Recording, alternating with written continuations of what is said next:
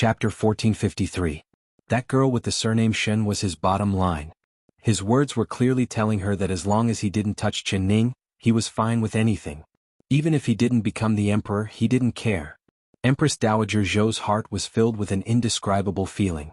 There was hatred, annoyance, and resentment, but in the depths of her heart, there was also a deep admiration for her son. He really was her son. Towards the person he cared about the most, he would do his best to protect her. Although Empress Dowager Zhou didn't approve of the person he wanted to protect, she was still moved by her son's infatuation.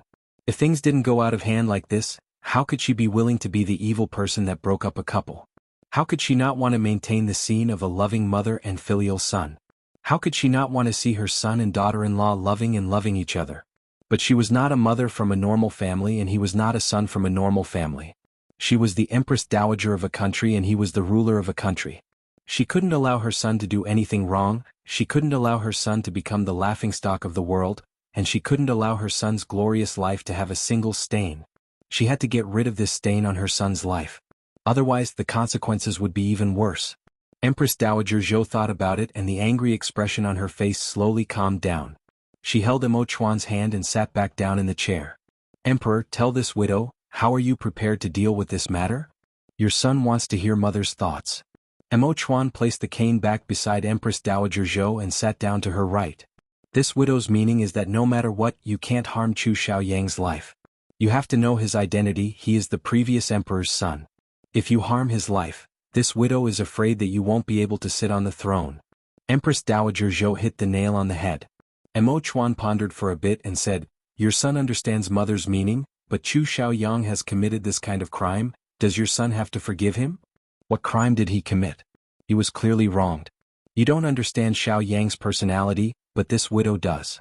He has never been wronged by others since he was young. You said that he stole your 5-shot crossbow blueprint. If he really did steal it, then he definitely wouldn't have escaped from prison. But if he didn't do it with his personality, he wouldn't have been able to accept it. He would have risked everything to escape the heavenly prison. Since you accused him of stealing the blueprint, he would have really stolen it for you to see. He broke into the royal study to take the blueprint. If this widow's guesses aren't wrong, then the blueprint is gone. Empress Zhou calmly analyzed. After she said this, Emo Chuan took in a cold breath and looked at Empress Dowager Zhou. After a long time he finally let out a sigh of relief. Mother, you really can predict things like a god. That's right, your son hid the blueprint in the royal study. That mechanism was hidden very well, only your son Chu Xiaoyang and Xiaobai knew about it. Now that the blueprint has disappeared, Zhu Feng said that he personally saw Chu Xiaoyang steal it. Chapter 1454. Since mother didn't hear me clearly, your son will say it again. If Chu Xiaoyang dares to resist arrest, your son will not show mercy. Emo Chuan clearly said. Empress Dowager Zhou's body heavily trembled. You want to kill him? It's just a weapon blueprint, what's so special about it? For a few broken blueprints you want Chu Xiaoyang's life? Emo Chuan patiently said, Mother, those aren't just broken blueprints, they are 5 crossbow blueprints. If they fall into the hands of other countries, the consequences will be unimaginable. Empress Dowager Zhou's face sunk as she said, your meaning is that Chu Xiaoyang will take these blueprints and betray the country? What kind of person do you think Chu Xiaoyang is? He is the previous emperor's son, he is also surnamed Chu. His body is the same as yours, he has the blood of the Chu royal family flowing in him. She said this word for word in a forceful voice. Emo Chuan remained silent. Empress Dowager Zhou then said, what, you don't believe this widow's words? Do you really think that Chu Xiaoyang will betray the country just because you stole his woman? This widow is telling you he won't. Although he stole the blueprints, it is just to take revenge on you. In a few days, once the anger in his heart dispels, he will naturally return the blueprints. This widow believes that he is not a person who doesn't know what is important or who doesn't care about the country. Emo Chuan curled his lips and said in a sarcastic voice, isn't he? Empress Dowager Zhou's face turned livid. She forcefully slapped the table and shouted, Emperor! If you want to do anything normally, this widow will let you, but if you want to use this opportunity to harm Chu Xiaoyang, this widow will not allow it. Using this opportunity to take revenge? Emo Chuan's calm face couldn't help changing. He gritted his teeth and coldly looked at Empress Dowager Zhou. So in mother's heart, your son is this kind of person.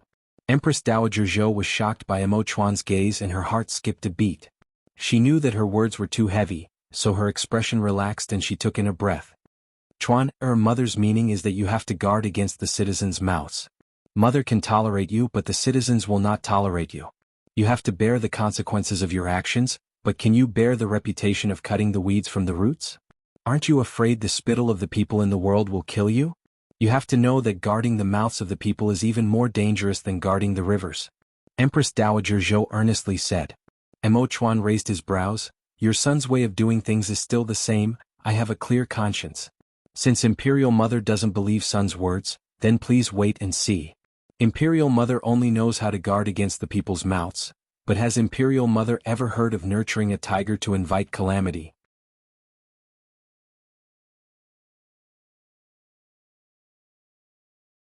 Chapter 1455. Empress Dowager, the ancient divine doctor's medicine is ready and this servant has brought it to you. The ancient divine doctor said that this medicine has to be drunk while it's hot, that way the effects will be the most obvious. There was a soft knock on the room and Su Jin's soft voice came from outside. Empress Dowager Zhou's cane stopped in midair. She was panting as she stared at Mo Chuan. If she hit him she was a bit reluctant, but if she didn't hit him she wouldn't be able to lower her face. At this time Su Jin pushed open the door and walked in. Seeing Empress Dowager Zhou raise her cane, her face was still calm. She was already used to this kind of situation. She walked beside Empress Dowager Zhou with the tray and took the cane from her hand, placing the bowl of medicine in her hand. Empress Dowager, drink the medicine. She moved the ladder at the right time, solving Empress Dowager Zhou's awkwardness. Mo Chuan revealed a faint smile. He picked up a plate of candied plums from the table and placed it in front of Empress Dowager Zhou. Mother, after drinking the medicine, eat a piece of candied plums. This medicine won't taste bitter. The anger in Empress Dowager Zhou's heart instantly disappeared. Although she kept a straight face, her eyes were no longer sharp. She gave a snort and picked up the bowl of medicine. She drank all the medicine in the bowl and put it down, not even looking at the candied plums Mo Chuan placed in front of her. Mo Chuan was not angry at all. He put down the candied plums and waved his sleeves as he stood up. Since mother does not want to see your son, then this minister will leave first. I'll come see mother another day. Empress Dowager Zhou shouted, Stop. This widow still hasn't finished speaking. Mo Chuan turned around and revealed a faint smile. You can keep mother's words in your stomach for now. After your son catches Chu Xiaoyang, I'll come and listen to mother's teachings. Empress Dowager Zhou gritted her teeth and said, All right, you've grown up and won't take this widow's words to heart, but this widow only wants you to promise one thing. No matter what, you can't harm Chu Xiaoyang's life. Can you do this? Mo Chuan's expression turned cold as he said in a cold voice, As long as he doesn't do something like betraying the country, your son will not take his life. But if he does, then please forgive your son for righteousness before family. Empress Dowager Zhou stared at him and couldn't help being speechless. She waved her hand and said with a sigh, You can leave. No matter what, this widow hopes you can think twice. Mo Chuan once again bowed and left. Empress Dowager Zhou held Su Jin's hand and slowly sat down. Her expression was dejected, as if she had aged quite a bit. Empress Dowager, Divine Dr. Gu said that after taking the medicine, it's best for you to rest on the bed and not to worry. Dowager Empress said, Dowager Empress, Dowager Ning, Dowager Su said. Emershin. But when Empress Dowager Zhou learned of Chu Xiaoyang's matter, her heart was like a volcano erupting. How could she calm down and how could she sleep? She rubbed her forehead in annoyance and felt her temples throbbing with pain. Empress Dowager, lie down on the bed. This servant will help you rub it. Su Jin saw Empress Dowager Zhou's appearance and her heart was filled with worry. Empress Dowager Zhou went to bed and closed her eyes. Su Jin put some spices into the incense burner and a faint fragrance filled the room. After smelling it, a person's mind slowly calmed down.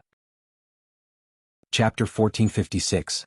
After a while, Empress Dowager Zhou suddenly gave a sigh and said, Su Jin, do you think this widow cares too much and talks too much, so the emperor is already tired of this widow? She couldn't help revealing a sad expression. This was because she felt more and more that the distance between her and Mo Chuan was growing. She could no longer understand what her son was thinking and she had no way of controlling her son's thoughts. Su Jin thought about it and comforted her. Empress Dowager, the emperor is no longer a child. He is wise and decisive, even the ministers are full of praise for him and follow his orders. Even if the sky falls, this servant believes that the emperor will be able to support it.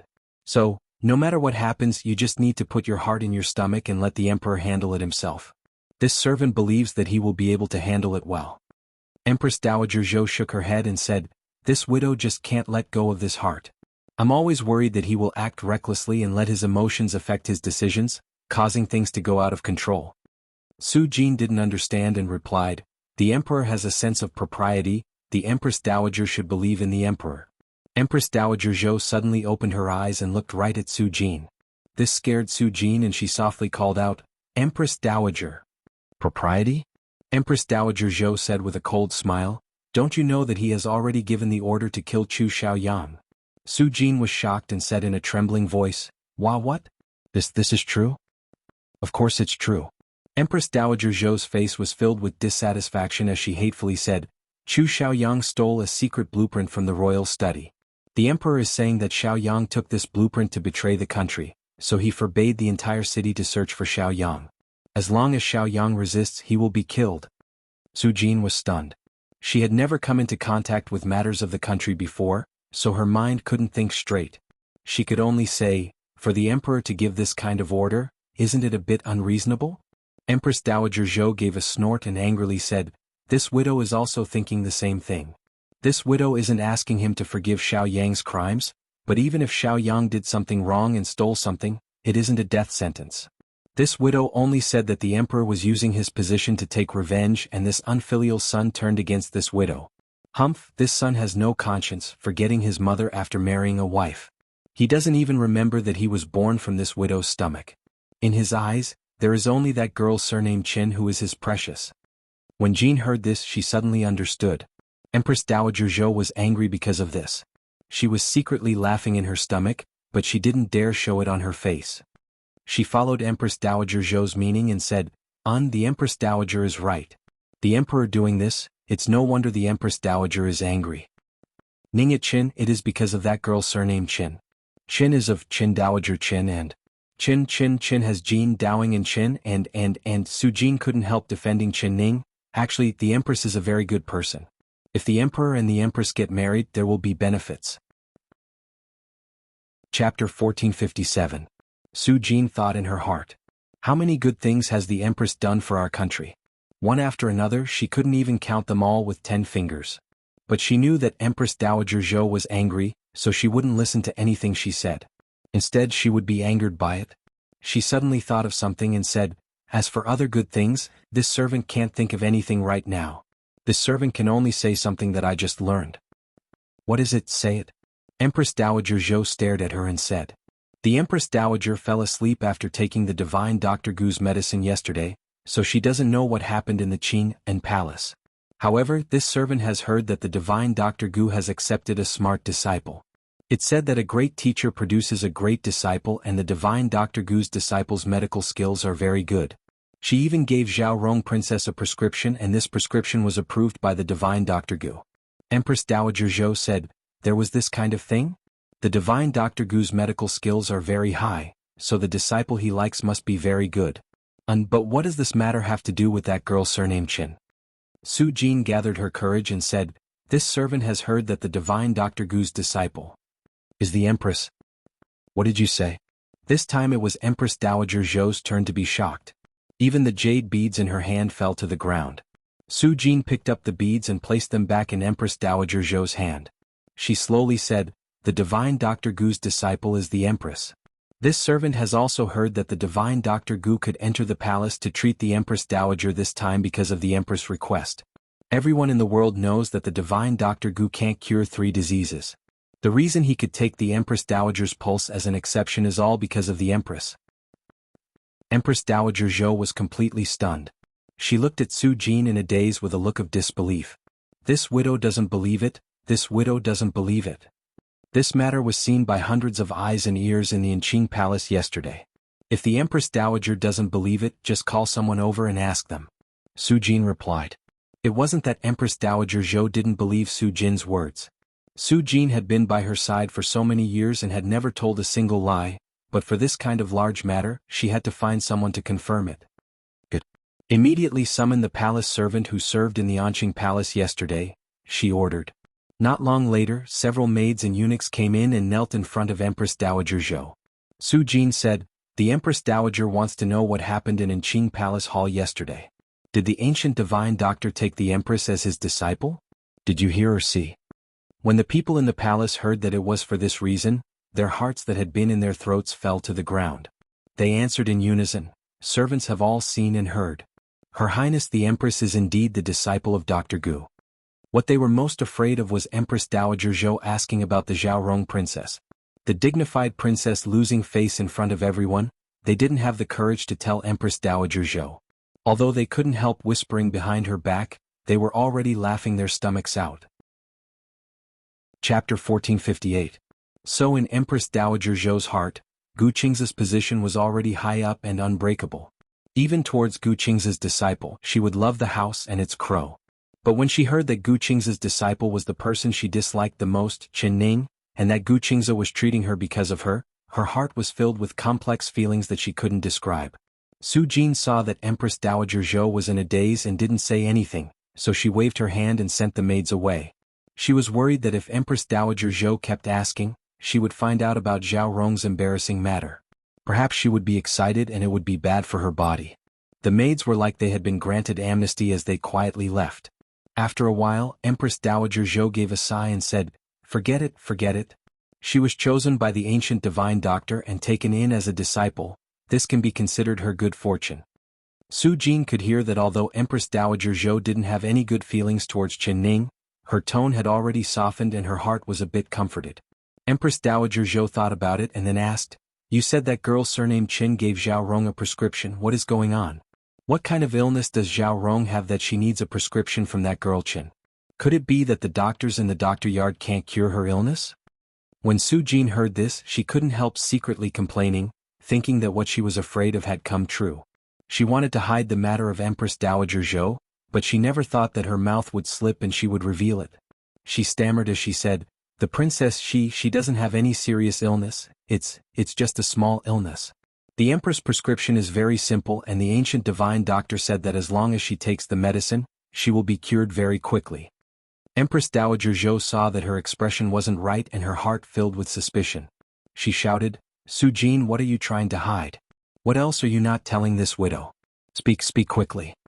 Su Jin's heart skipped a beat and she knew that she couldn't hide it anymore. She could only kneel down and say in a small voice, "This servant will tell the Empress Dowager, but Empress Dowager has to promise this servant that you won't be angry no matter what. If your body is harmed from anger, then it will be this servant's fault." Empress Dowager Zhou was even more shocked as she said in a deep voice, "What is it?" Su Jin had no choice but to tell her how Zhao Rong Junju had contracted a strange disease yesterday. Her entire body was itchy and she hugged the old locust tree in the courtyard to scratch the itch. Although she had simplified it as much as possible and didn't describe Zhao Rong region's actions as unbearable, in Empress Dowager Zhou's ears, it was like thunder on a sunny day, completely shocking her. "No. Impossible. This is impossible. Su Jin, you are deceiving me, aren't you? Su Jin, you Dowager Chen Dower Chen and Jin Chen Jin and King Dowager Chen Dao Su and Chen In." Su Jin endured the pain and replied, "Even if this servant had the guts to the heavens, I would not dare to deceive the Empress Dowager. This matter is absolutely true. Not only did the ministers in the hall see it, but even the palace maids and the surrounding guards saw it." Empress Dowager Zhou's heart was filled with pain, like someone had slapped her face with a whip. Her entire face was burning with pain. "Doubted. Zhou of Ning Ning her Zhao Ning Ming. Zhou Ning King Chen." Chapter 1459. Zhao Rong She. Her life is finished. She's such a disappointing girl. She's let down Ijia's expectations for nothing. Empress Dowager Zhou's heart was filled with grief. She looked up and 2 streams of tears fell from her wrinkled eyes. She knew better than anyone else how important reputation was to an unmarried girl. Zhao Rong had made this kind of disgraceful appearance in front of all the eyes in the Qingyan palace. She had already become the laughingstock of the entire capital city and there would be no one who would dare marry her in this life. No matter how much effort she put in, no matter how much she wanted Zhao Rong to enter the palace, it would all be impossible. She could tolerate Zhao Rong's schemes and could tolerate Zhao Rong's schemes, but she could not tolerate a girl with a stain on her reputation. Just like Chen Ning, her status as the Dingyuan princess was like a fishbone that was forever stuck in her heart, making her feel pain just thinking about it. She couldn't stand another thorn in her fragile heart anymore. With this kind of thing happening, Zhao Rong could be considered completely destroyed. What made Empress Dowager Zhou feel sad was that the promise she made to Duke Ning's madam could not be kept. Su Jin was gently patting Empress Dowager Zhou's back while bringing a cup of tea to Empress Dowager Zhou's mouth. Empress Dowager, drink some hot tea to calm your mind. Empress Dowager Zhou pushed her hand away and closed her eyes. She felt exhausted as she muttered, "This widow's head hurts, I need to think about this properly. Zhao Rong, this child. What will she do in the future?" Empress Dowager doesn't need to worry too much. Zhao Rong's illness is not serious. As long as she takes medicine, she will be fine. This was personally said by the ancient divine doctor. It can't be false. Su Jin comforted her. Empress Dowager Zhou shook her head and said, "This widow isn't worried about her illness, rather it's her. In her future days with this kind of thing happening, she can't enter the palace no matter what. But this child is stubborn, she only has Chuan in her heart. If she can't marry Chuan, this widow doesn't know what she will do. It really gives this widow a headache." Su Jin's heart skipped a beat and she probingly said, "The Empress Dowager's meaning is that you won't force the emperor to marry Zhao Ronger?" Empress Dowager Zhou listlessly said, "It's not that this widow broke my promise to Zhao Rong's mother, it's just that this child is too disappointing, having a strange illness like this. It's fine if it's a strange illness, she could have secretly asked the ancient divine doctor to cure her, but she didn't have it earlier or later, choosing to have it happen in the Inqing Palace. She even used that strange method to stop the itch. Our royal family, we can't allow this kind of scandal. She wants to marry Chuan she doesn't have in this life, but how this illness, this widow, this, Zhao, and Qing I Zhao and Ch Zhao Shi, Zhao, Jin, Zhao and Yun Zhao I Zhao, I.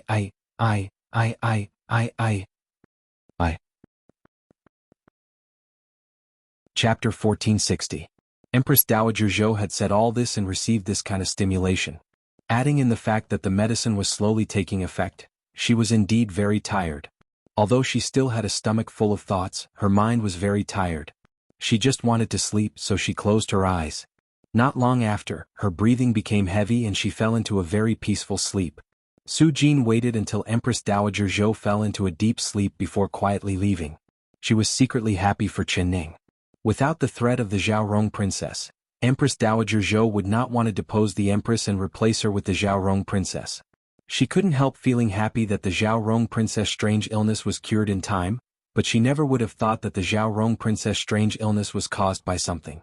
When Mo Chuan returned to the Guan Osprey Palace, Chen Ning was sitting in front of the window.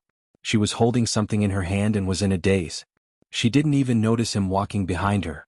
Xiao Ru saw Mo Chuan and was prepared to greet him. Mo Chuan waved his hand, indicating for her to leave. She stuck out her tongue and looked at Chen Ning before quietly leaving the room. Mo Chuan looked over from behind Chen Ning and saw that she was holding a silver hairpin in her hand. It was the one the Northern Qi envoy had given her before leaving. He couldn't help revealing a faint smile. "You like this kind of hairpin? Tomorrow I'll have Xiao Si take 1,000 silver coins and find the best jewelry shop in the capital to give you 300 pieces. You can change one a day and wear a different one every day, alright?" He smiled as he bent down and kissed her on the cheek. When Chen Ning heard his voice, she looked back and said with a smile, "Really? I'm afraid that even the 300 hairpins you made added together wouldn't be as valuable as this silver hairpin." "What's so valuable about this hairpin? Could it not be made of silver? Could it be made of gold?" Mo Chuan smiled as he took the silver hairpin from her hand and carefully looked at it. He had to admit that this silver hairpin's carving was very exquisite and the patterns on it were very unique. Other than that, he couldn't see anything special about it. How could it make her stare at it for so long? Chen Ning pursed her lips into a smile. "It's not made of gold, but it's thousands, tens of thousands of times more valuable than gold." Mo Chuan was confused, but he knew that she wouldn't speak nonsense. He held the silver hairpin and carefully looked at it again. But no matter how he looked at it, it was just a normal silver hairpin. "You mischievous girl, have you noticed something fishy about this? I guessed that the Northern Qi emissary was waiting for you to arrive just to give you an unremarkable silver hairpin. There has to be a problem here. If you don of it, I won't be polite with you." His face became serious as he pretended to be angry. She giggled, "How can your majesty be impolite?" He stretched out his hands. I want to tickle you so much that you'll hug the big locust tree and rub against it. Chen Ning thought of Zhao Rong princess hugging the large pagoda tree and couldn't help laughing. She said with a smile, all right, I'm afraid of you. She took the silver hairpin back from Mo Chuan and said, look at this hairpin. Mo Chuan looked over and saw that the hairpin was very exquisite. It was a lifelike phoenix head, and even the phoenix feathers on the head were as fine as hair, as if they were gently trembling. This phoenix's mouth is open. Look, you can even see its tongue. Chen Ning reminded him. Chapter 1461. Zai, what amazing craftsmanship. I'm afraid our capital's skilled craftsmen can't make such a fine hairpin. No wonder you said this hairpin is worth tens of thousands of gold. Although it's made of silver, it's 10 times more valuable than a gold hairpin. Mo Chuan couldn't help clicking his tongue in wonder. Chen Ning smiled and said, you're right. A phoenix hairpin like this isn't something a normal jewelry craftsman can make. I believe that even in the Northern Qi Kingdom, there aren't many people who can make this phoenix hairpin. If I'm not wrong, the person who made this hairpin is not a normal craftsman. He should be very famous in the Northern Qi Kingdom. Famous? Are you talking about the #1 craftsman in the world, Qi Yanyu? Mo Chuan blurted out. And I'm talking about this person. Chen Ning pointed at the feathers that were even thinner than hair on the phoenix head and said, look, doesn't this look like the feather character? Although Northern Qi and our West Chu's language is different, I've seen the Northern Qi language on their 5 linked crossbows. That feather is very similar to this pattern. I'm guessing that everything Qi Yanyu makes should have this pattern on it. If she didn't mention it, Mo Chuan wouldn't have noticed it. Now that he looked carefully, it was exactly the same as what she said. Not bad, Ning, or you really are meticulous. You can even notice such a small detail. Chen Ning smiled and said, stop praising me. Let me ask you, isn't that Qi Yanyu a master craftsman? How did he manage to create a phoenix hairpin for women out of the blue? Mo Chuan couldn't answer her. He thought about it and said, I know, this must be something Qi Yanyu made for his beloved girl. But how did it fall into the hands of the Northern Qi envoy, and how did that envoy give you this hairpin? His expression suddenly became a bit strange. He looked at Chen Ning as if he wanted to say something. Chen Ning couldn't help saying, if you have something to say, then say it. Aren't you afraid of getting sick by holding it in? Mo Chuan slowly said, the girl that Qi Yanyu likes, could it be you?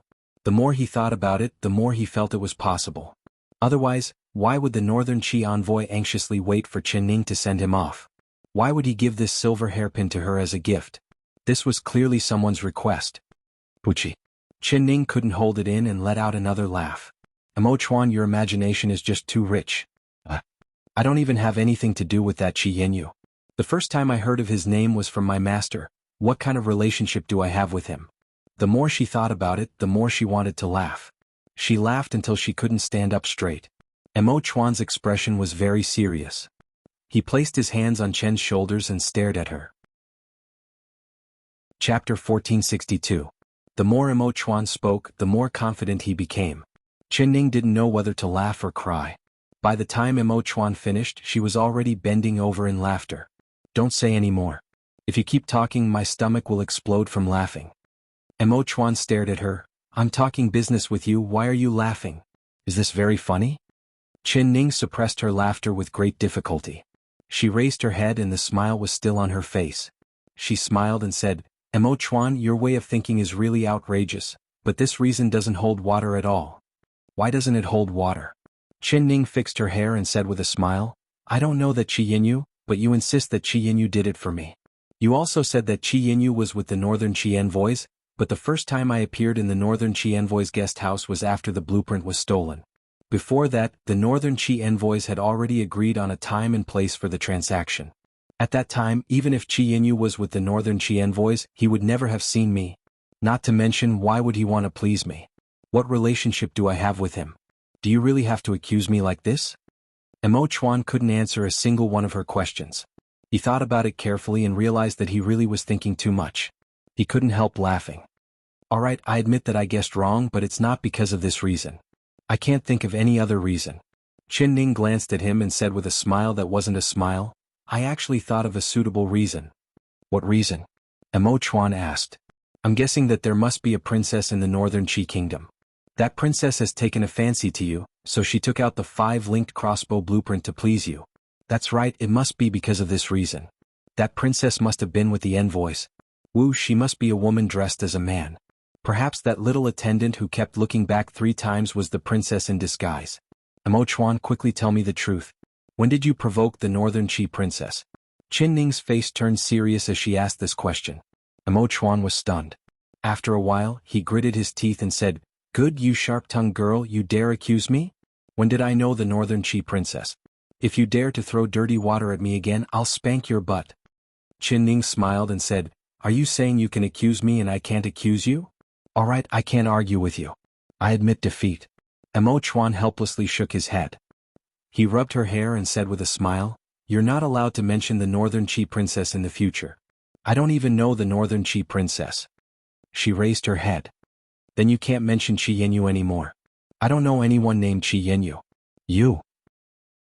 Amo Chuan nodded and pointed at the phoenix hairpin in her hand. "I don't need to mention it, but this hairpin was made by Qi Yanyu. Could there be some kind of mechanism behind it?" Qin he to Amo to Ning. To say to Amo he Chuan. Shi he Amo shi he shi to. Amo to chi shi he si chi Amo he Chuan. Amo Chuan, can you find where the mechanism is? Amo Chuan shook his head and said, "I'm willing to lose to you on this. Seeing how confident you are, you must have discovered something, right?" Chapter 1463. Amo Chuan's hand moved quickly and he caught the bead. He couldn't help letting out a surprised sound. There really is a mechanism, and this mechanism is very intricately made. Ning, how did you find it? Qin Ning smiled and said, "How I found it isn't important. What's important is that this is the real reason the Northern Qi envoy gave me this silver hairpin." She took the small bead from Amo Chuan's hand and said, "Let's take a look now. What is the real gift he wanted to give me?" She carefully looked at it and saw that it was a bead made of fine steel. It was only the size of a mung bean, but it was perfectly round. She looked at it for a while and didn't find anything special about it. She weighed the small bead in her palm and revealed a thoughtful expression. "Amo Chuan, try to use your internal strength to crush it. Be careful, I'm guessing that this steel bead is hollow and there might be something hidden inside." She placed the small bead in Amo Chuan's hand. "All right." Amo Chuan's 2 fingers gently used strength, and with a pu sound, the steel bead split open. It was hollow and revealed a small white object inside. Qin Ning used the hairpin to gently pick it up and picked out the white object. It was a small piece of silk that was like a cicada's wing. She spread out the silk. It was about the size of her palm and there were many small words written on it. There were also some diagrams drawn on it. Amo Chuan also came over to take a look. After looking at it a few times, his expression changed. This is the method to make the snow silk clothing." He blurted out. "Snow silk clothing?" Qin Ning's heart skipped a beat. "Is it the snow silk clothing that my master gave me?" Amo Chuan nodded and took the map from her hand with a serious expression. He carefully looked at it and then said, "This map looks like a map. Strange, why is there a map? Could it be that the location marked on this map is where the snow silkworms appear?" He had never been to Northern Qi before, so he was confused by this map. Although Qin Ning had a photographic memory, she had never seen a map of Northern Qi before, so she couldn't understand it. Amo Chuan held the map, and the more he looked at it, the more excited he became. He couldn't help revealing a passionate light in his eyes. The snow silk garment is the most precious treasure in the world, and its production method is also a secret. The snow silk is a treasure that is extremely difficult to obtain because no one knows where to find the snow silkworm. Without the snow silk garment cannot be made. Therefore, in the whole world there is only one snow silk garment that you have. If we can find the snow silkworm according to the map, get the snow silk and have the production method, we can make the second snow silk garment. We don't even need to make it into a garment. As long as we make small pieces of cloth and sew them on the vital parts, we can greatly reduce the casualties of the soldiers on the battlefield. He was thinking about making West Chu stronger, so when he saw the snow silk clothes, he immediately thought of using it on the battlefield and for the soldiers. Qin Ning looked at his face that was slightly red from excitement and revealed a faint smile. Chapter 1464. The flames in Amo Chuan's heart burned brightly. It was like he could see the West Chu soldiers sweeping through the battlefield, killing their enemies in an awe-inspiring manner. The East Qin and South Yu armies were forced to retreat, West Chu taking back the land they had given to the enemy countries, and the citizens of the enemy countries regained their freedom. They returned to West Chu's embrace and everyone was crying tears of joy. With the 20 crossbows and the snow silk clothes, This goal was no longer an unreachable dream. As long as he worked hard, he would definitely achieve it. Chen Ning said with a faint smile, I never thought that the envoy would give me such a special and precious gift. Next time I see him, I really need to properly thank him. That's right, you said that the Silver Phoenix hairpin was personally made by Qi Yinyu. Could this blueprint also be personally made by Qi Yinyu? It's even possible that the snow silk clothes I'm wearing were personally made by Qi Yinyu? Mo Chuan looked at the blueprint in his hand and thought about it before saying, this is very possible. According to what I know, not only is Qi Yinyu good at making weapons, the armor he makes is also better than others, it's just that he is not as famous as the weapons he makes. As for your snow silk clothes, if it was really made by Qi Yinyu, how could it fall into your master's hands? Could it be that your master knows Qi Yinyu? Was your master's snow silk clothes given to him by Qi Yinyu? He guessed. Chen Ning thought back to the first time Gu Qingze took out the snow silk clothes. His face had a very strange expression. It was like he was a bit unwilling and had a bit of disdain, which she could not understand at that time. Moreover, Gu Qingze seemed to have mentioned Qi Yinyu's name. When he mentioned it, his face clearly revealed a look of disdain, as well as a hint of hostility. Thinking of this, she shook her head. My master has indeed mentioned Qi Yinyu, but they shouldn't have a deep friendship. Whenever my master mentioned Qi Yinyu, it was like he looked down on him. His expression was ugly and his words were unpleasant to hear. One of them is the #1 divine doctor in the world and the other is the #1 crafting master in the world. They are both #1 in the world and they specialize in their own fields, so they shouldn't be enemies. I don't understand, but when I see my master, I'll ask him about the origin of this snow silk clothes. Mo Chuan nodded and gave the blueprint to Chen Ning. I see that this blueprint is very complicated. Take a look. If you have the snow silk, can you make this snow silk clothes? Chen Ning looked at it a few times and felt like they were separated by mountains. The method of making the snow silk clothes was completely different from the method of making weapons.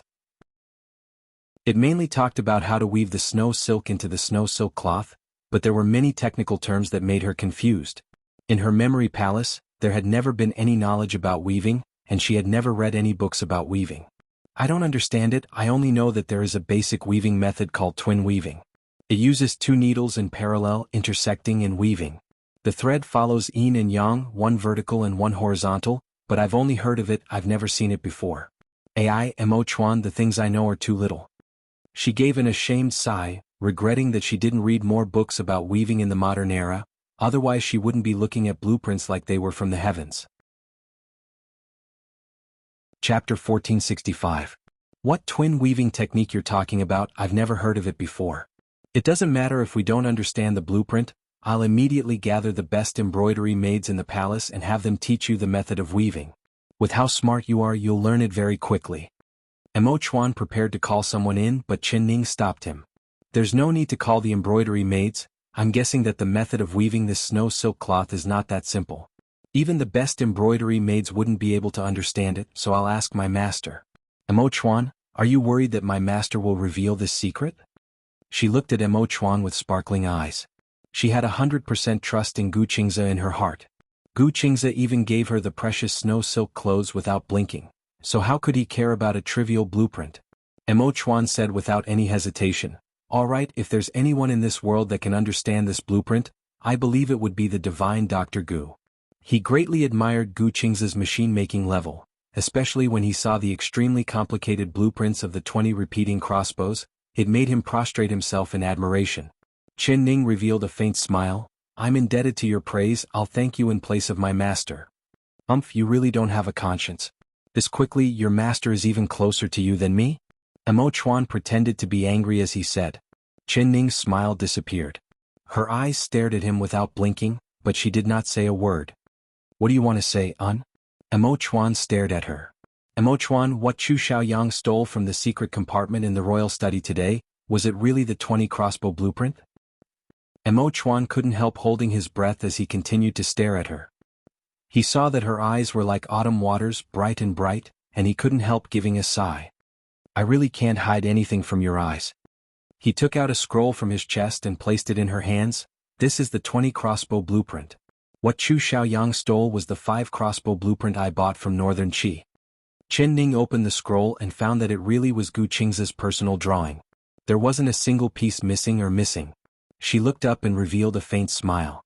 You really are crafty, actually hiding the 2 blueprints together. putting the 5 crossbow blueprint in a brocade box and casually placing this one on the side.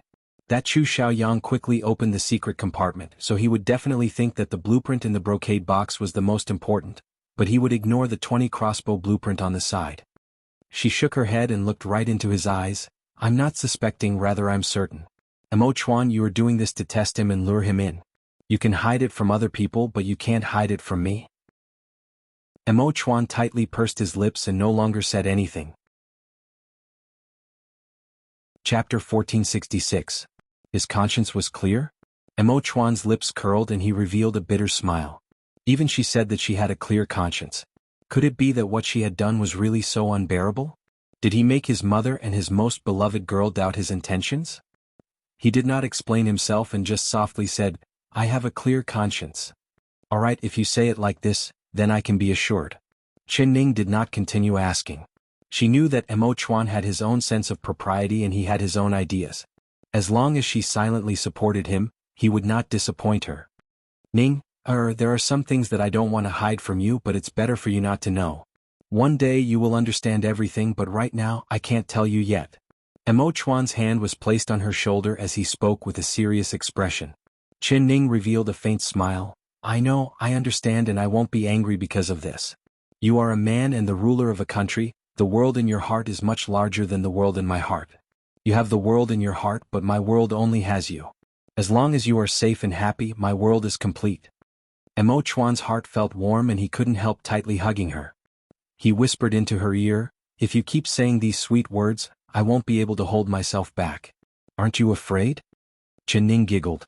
She placed her head against his chest and said in a soft voice, I'm not afraid, but now is not the time.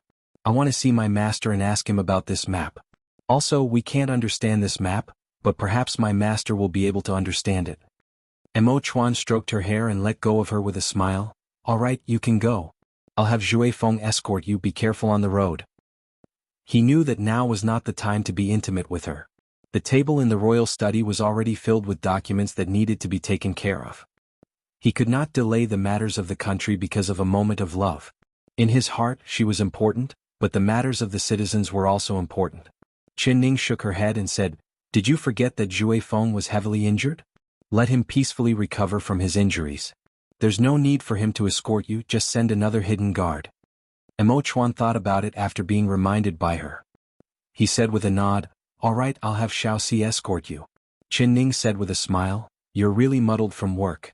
Xiao Si has received your orders to search the entire city for Chu Xiaoyang. Did you even forget this? I'm only going to Dr. Zhang's palace, it's not far, so I don't need Xiao Si. Could it be that other than Zhui Feng and Xiao Si, you don't trust anyone else? Mo Chuan thought about it and it was just like she said. Other than Zhui Feng and Xiao Si, he wouldn't feel assured sending anyone else to protect her.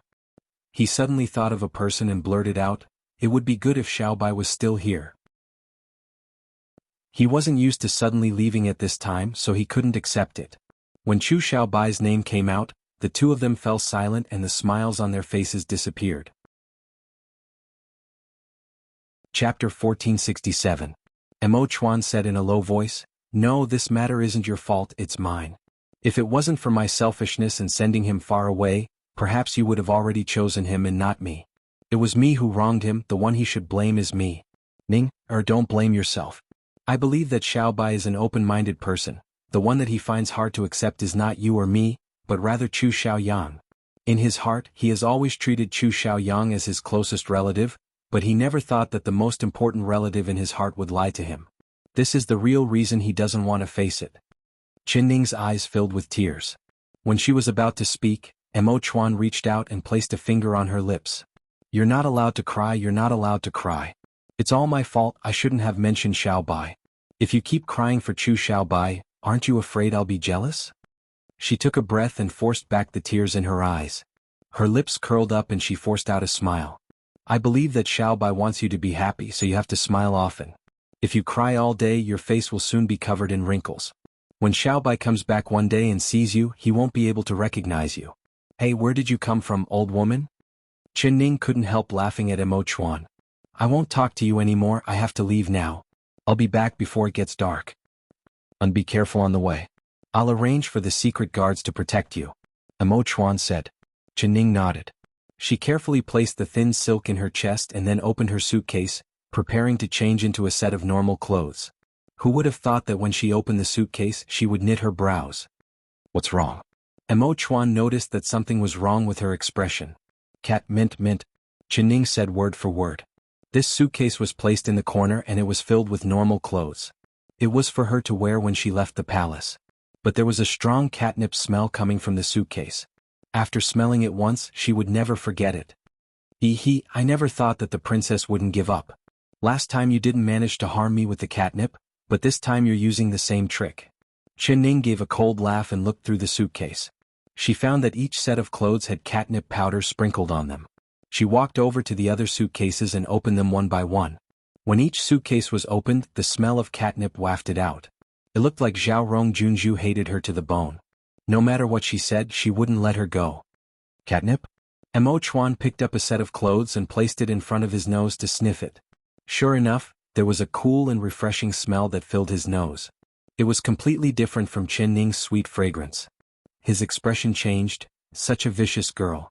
Her first plan didn't work, so she used a second plan. I shouldn't have let Jue Feng let her go last time. This time, no matter what, I won't let her off. She used a vicious scheme to harm you, and these clothes are the best evidence. Also, it was about time to catch the spies she had planted in Guan Osprey Palace. She was becoming more and more daring, more and more savage. When the time comes, we will have both witnesses and material evidence. If I punish her, even Imperial Mother and Duke Ning will not be able to say anything. Chapter 1468. Only this time, the Zhao Rong princess did not hold back and ordered the spy to put catnip on all the clothes.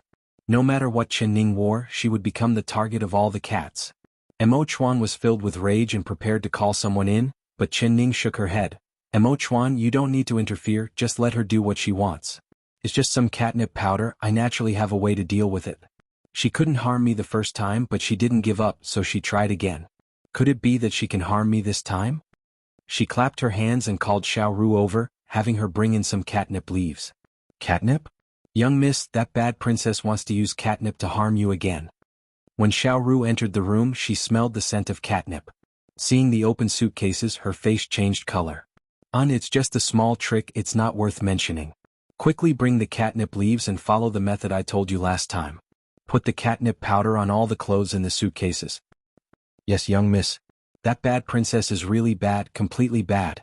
She only made a fool of herself yesterday, it really was too easy for her. Xiao Ru walked out while speaking in a hateful voice. Mo Chuan knit his brows and said in a puzzled voice, Ning, now that we have evidence and people, the evidence is conclusive. Zhao Rong harmed the Empress, so she cannot escape her crime. Why don't you let me punish her? Could it be that you want her to continue harming you?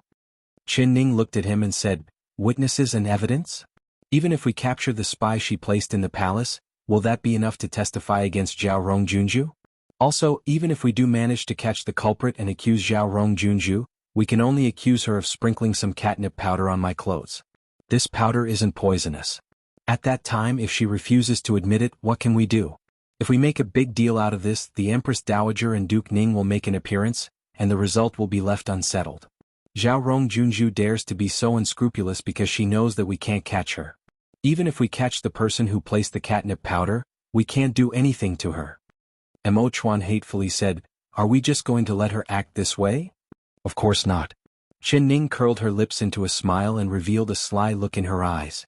Seeing her expression, Mo Chuan knew that she was ready to bite again.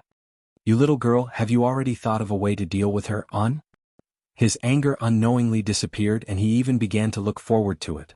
That's right. Mo Chuan, leave this matter to me. If she doesn't offend me, I won't offend her. If she offends me, I won't let her off easily. She giggled as she spoke, but her face showed that she didn't care. Chuan knew that with her intelligence, dealing with the princess would not be a problem. He didn't ask much and just nodded. Ning chose a set of normal clothes and waited for Xiao Ru to come in. She used the peppermint powder to get rid of the catnip smell and then put it on. Xiao Ru, I'll have to trouble you today. Sprinkle peppermint powder on all the clothes in this suitcase, but don't let anyone know, understand? This servant understands. Young miss, you can be assured. This servant will definitely get rid of this smell, not leaving a single trace. Xiao Ru forcefully nodded and promised. Chapter 1469. Mo Chuan went to the royal study and she sat in a small blue silk sedan. She didn't need the royal guards to escort her, leaving the royal palace in a very low-key manner. She was very smart, knowing that the more people she moved, the more attention she would attract. With this kind of small sedan walking on the street, no one could guess that the person in the sedan had an illustrious status and was the current empress. Although Chu Xiaobai had left, Gu Qingze was still living in Dr. Zhang's palace. Since he didn't say he was leaving, Dr. Zhang naturally wanted it. The #1 divine doctor in the world was living in his palace, which made him feel proud. He wanted him to stay like this and it would be best if he never left. The pavilion closest to the water enjoys moonlight first. He was personally given a vacation by the emperor and didn't need to go to the doctor yard every day. Moreover, he could ask for medical advice from the #1 divine doctor.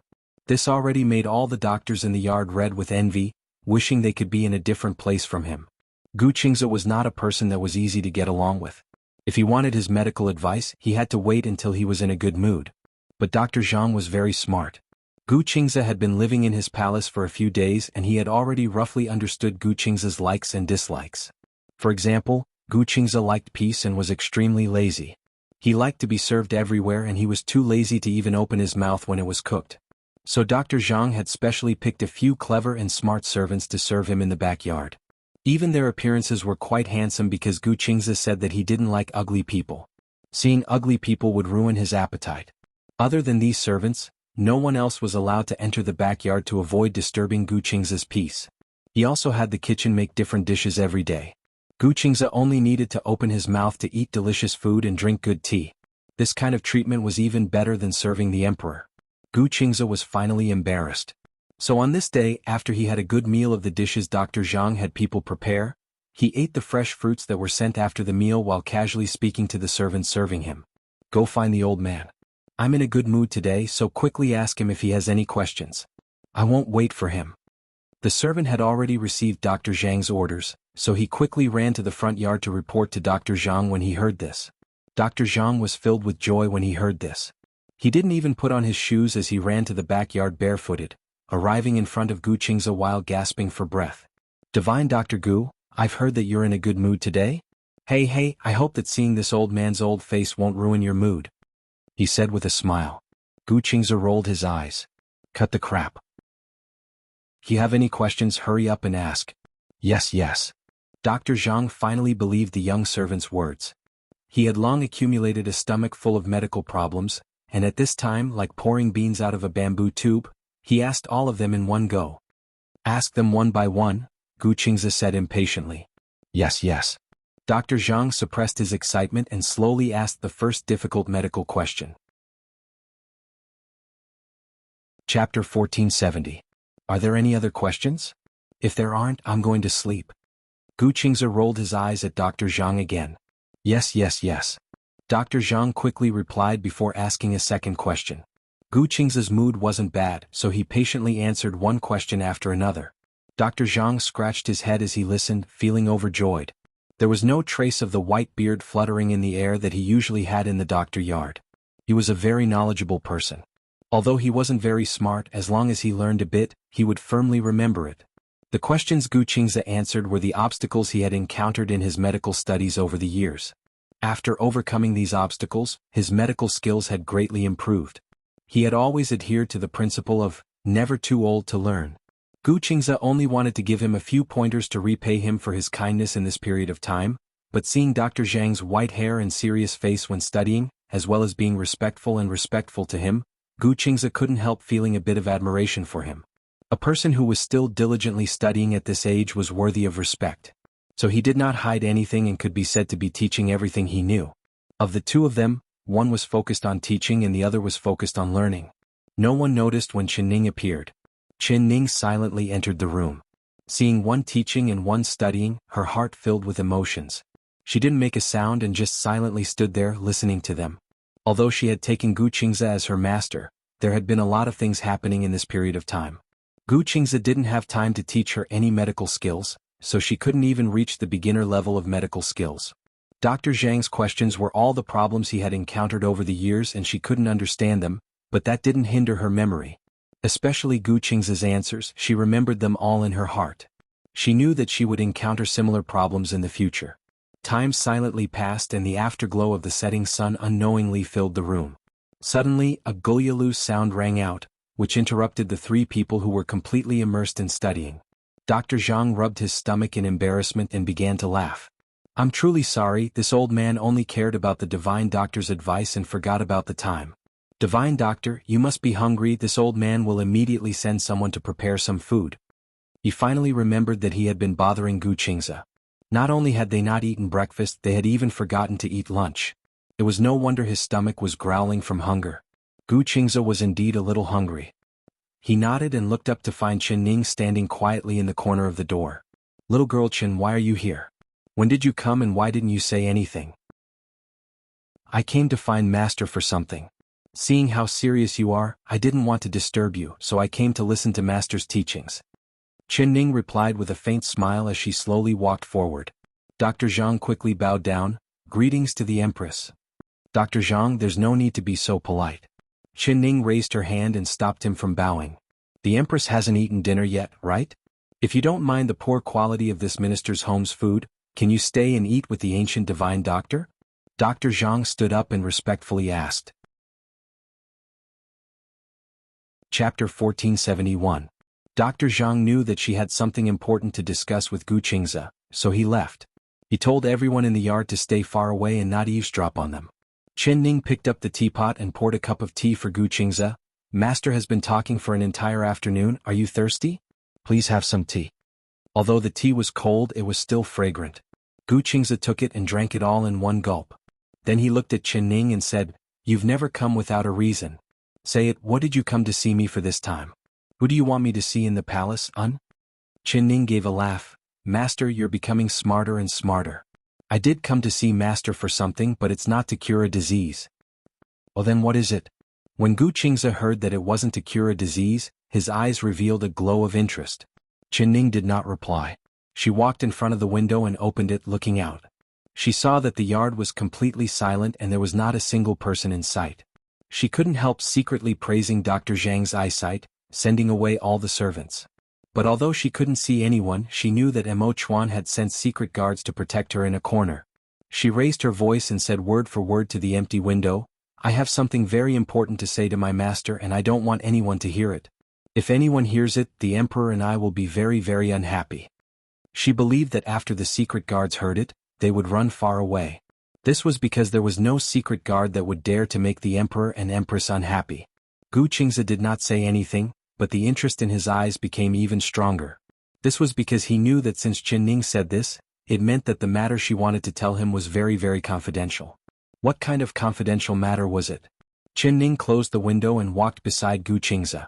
She took out the thin as cicada's wing cloth and placed it in front of Gu Qingze. Master, take a look at this. Gu Qingze took it and glanced at it. His eyebrows twitched. He blurted out, This is Qi Yenyu's writing, where did you get it from? Qi Yenyu? He also came to Westchu? Chen Ning thought that it was as she expected. This really was Qi Yenyu's. She shook her head and said, I don't know who Qi Yenyu is, this is the thing the Northern Qi envoy gave me as a gift. It was hidden in a silver phoenix hairpin, this is it. She took the phoenix hairpin from her hair and gave it to Gu Qingze. Gu Qingze's eyes lit up. He held it in his hand and carefully examined it. He clicked his tongue in praise. As expected, it's incomparably exquisite. I didn't think that Qi Yenyu would actually know how to make this kind of women's jewelry. Useless. After he finished speaking, he threw the silver hairpin back to Chen Ning with a look of disdain on his face once again. Chen Ning revealed a faint smile and put the silver hairpin back in her hair. She had long noticed that every time Qi Yenyu was mentioned, Gu Qingze's expression would turn ugly.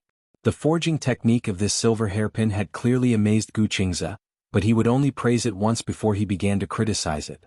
This is the method to make the snow silk robe. Shingirl, this is Qi Yenyu's secret. What is your relationship with that guy surnamed Qi? Chapter 1472. Chen Ning knit her brows. Master, you're hurting me. Her wrist was in pain from Gu Qingze's grip. She never thought that Gu Qingze, who looked so thin and weak, would have such a strong grip. Speak. Were you sent by that fellow surnamed Qi? Not only did Gu Qingze not let go, he used even more strength. His eyes were sharp and his expression was fierce. He stared at Chen Ning like she had killed his father. Chen Ning muttered in her heart. It seemed like Gu Qingze and Qi Yanyu were not good friends but rather enemies. Otherwise, why would he look like he wanted to eat her alive? Master, you've misunderstood. Master, you misunderstand. I don't know Qi Yanyu at all. The first time I heard of his name, it was you who told me. How could I have anything to do with him? As I told you earlier, this was a parting gift from the Northern Qi emissary. I didn't think that the silver hairpin would have another mechanism, and that it would contain such a blueprint, she explained calmly. The fierce light in Gu Qingze's eyes slowly disappeared. He let go of her wrist and nodded. It's my fault, I wronged you. He found that he had used too much strength and left 2 black marks on her white as jade wrist. He couldn't help feeling a bit guilty as he took out a medicine box and threw it to her. Put some ointment on it and it'll immediately go away. Chen Ning applied the ointment while muttering, such a rough master, making a move without saying a word. It seems like I'll have to suffer in the future. Gu Qingze stared at her and said, what are you mumbling about? I'm saying that I've found a rare master in the heavens and everyone is envious of me. Chen Ning loudly said. Humph, stop trying to flatter me. Gu Qingze stared at her again. Master, why do you suddenly become so fierce when you mention that Qi Yanyu? You don't know how scary you look just now. You were like a man-eating beast. Chen Ning asked with a smile. Gu Qingze gave a snort. It's none of your business. If you mention Qi Yanyu again, your master will throw you out. Chen Ning stuck out her tongue. Seeing Gu Qingze's livid face, she knew that he was in a bad mood. She didn't dare ask any more. If she kept asking, he might not even tell her about the snow silk clothing. She cleverly changed the topic. Master, you're this smart, you must be able to understand how to make this snow silk clothing, right? Sure enough, flattery would not work. Her words immediately made Gu Qingze's mood improve greatly. His originally stiff face revealed a trace of pride. Of course your master can understand. Chen Ning's heart filled with joy. Her eyes turned and she pointed at the map on the silk and said, Master, do you know where this place is? Look here, there's a crooked worm. What's so strange about that? Your disciple is stupid, please give me some pointers. Gu Qingze said without any hesitation. You really are stupid, you can't even see this? This is the map. This crooked insect is the cold silkworm that lives on the snowy peaks. The so-called snow silk clothing is mainly made from the silk spat out by the cold silkworm. This map shows where the cold silkworm appears, and as long as you follow the directions on the map, you can find the cold silkworm. Chapter 1473. Alright, you little girl, you've learned to trick your master. You don't understand the map? Or are you trying to trick? Gu Qingze angrily threw the thin silk into Chen Ning's arms and turned around, ignoring her. Chen Ning giggled, Master, how could I dare trick you? I really don't understand it. I've never been to Northern Qi, so how would I know what place is on this map? So this is the snowy peak. It's all thanks to your guidance. Gu Qingze still turned around and gave a snort. Now that you have the method to make the snow silk clothing, your master's snow silk clothing is not important anymore. Give it back to me. He angrily said. Chen Ning couldn't help smiling as she said, Master, your words are unreasonable. Unreasonable? How is your master unreasonable? Gu Qingze couldn't help turning his body and looking at her. Chen Ning smiled and said, Didn't you give the snow silk clothing to the Zhaorong princess? My snow silk clothing was exchanged with the recipe from the Zhaorong princess. If master is unwilling to give something away, you can find the Zhaorong princess to bring it back. Gu Qingze was choked by her until he couldn't say anything. Although he knew she was being unreasonable, he couldn't refute her. This was because the snow silk clothing was not something he had personally given to her. Alright, you haven't learned anything else, but you've learned to contradict your master. Gu Qingze angrily said. Master, don't be angry. If you want the snow silk clothing, that's easy. Don't we have the method to make it? As long as I follow the map to the snowy peak and find the frost silkworm, I'll personally make 8 or 10 snow silk clothing to show my respect to you. What do you say? She giggled as she spoke. Make 8 or 10. Is it that easy? Do you think you can go up the snowy peak of Northern Qi just because you want to? With your mediocre martial arts, you won't even be able to touch the edge of the snowy peak before you freeze to death. Also, even if you can find the frost silkworm, can you make the snow silk clothing? Even if you understand the method to make it, do you know how to weave the snow silk clothing? Gu Qingze's questions came one after another. Chen Ning was dumbfounded and couldn't answer. However, she quickly smiled and said, Master, I indeed don't understand, but Master, you do. I don't know how to weave, but Master can teach me. Otherwise, wouldn't I have taken you as my master for nothing? Gu Qingze almost laughed from being angered by her. He turned around and stared at her. He could not think that there would be such a shameless girl in this world. She was not the empress of a country. You mean if I don't teach you how to weave this snow silkworm cloth, you won't take me as your master, is that right? Gu Qingze's eyebrows slanted and a cold light flashed in his eyes. Qin Ning stuck out her tongue and said with a smile, "This is what master said, I didn't say anything. I only know that a teacher for a day is a teacher for a lifetime. Unless master doesn't want me anymore and kicks me out of the sect, you will be my Qin Ning's master for a lifetime. I didn't say anything. I only know that a teacher for a day is a teacher for life. Unless master doesn't want me anymore and kicks me out, you will be my master for life."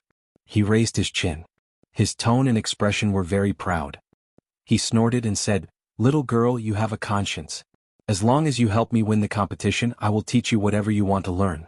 This snow silkworm cloth is nothing, I have even more powerful things to teach you." He raised his chin, his tone and expression were very arrogant.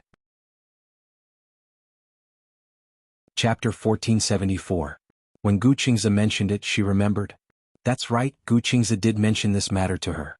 He wanted her to properly study medicine and help him win the competition, but he did not reveal a single word about the details of the competition.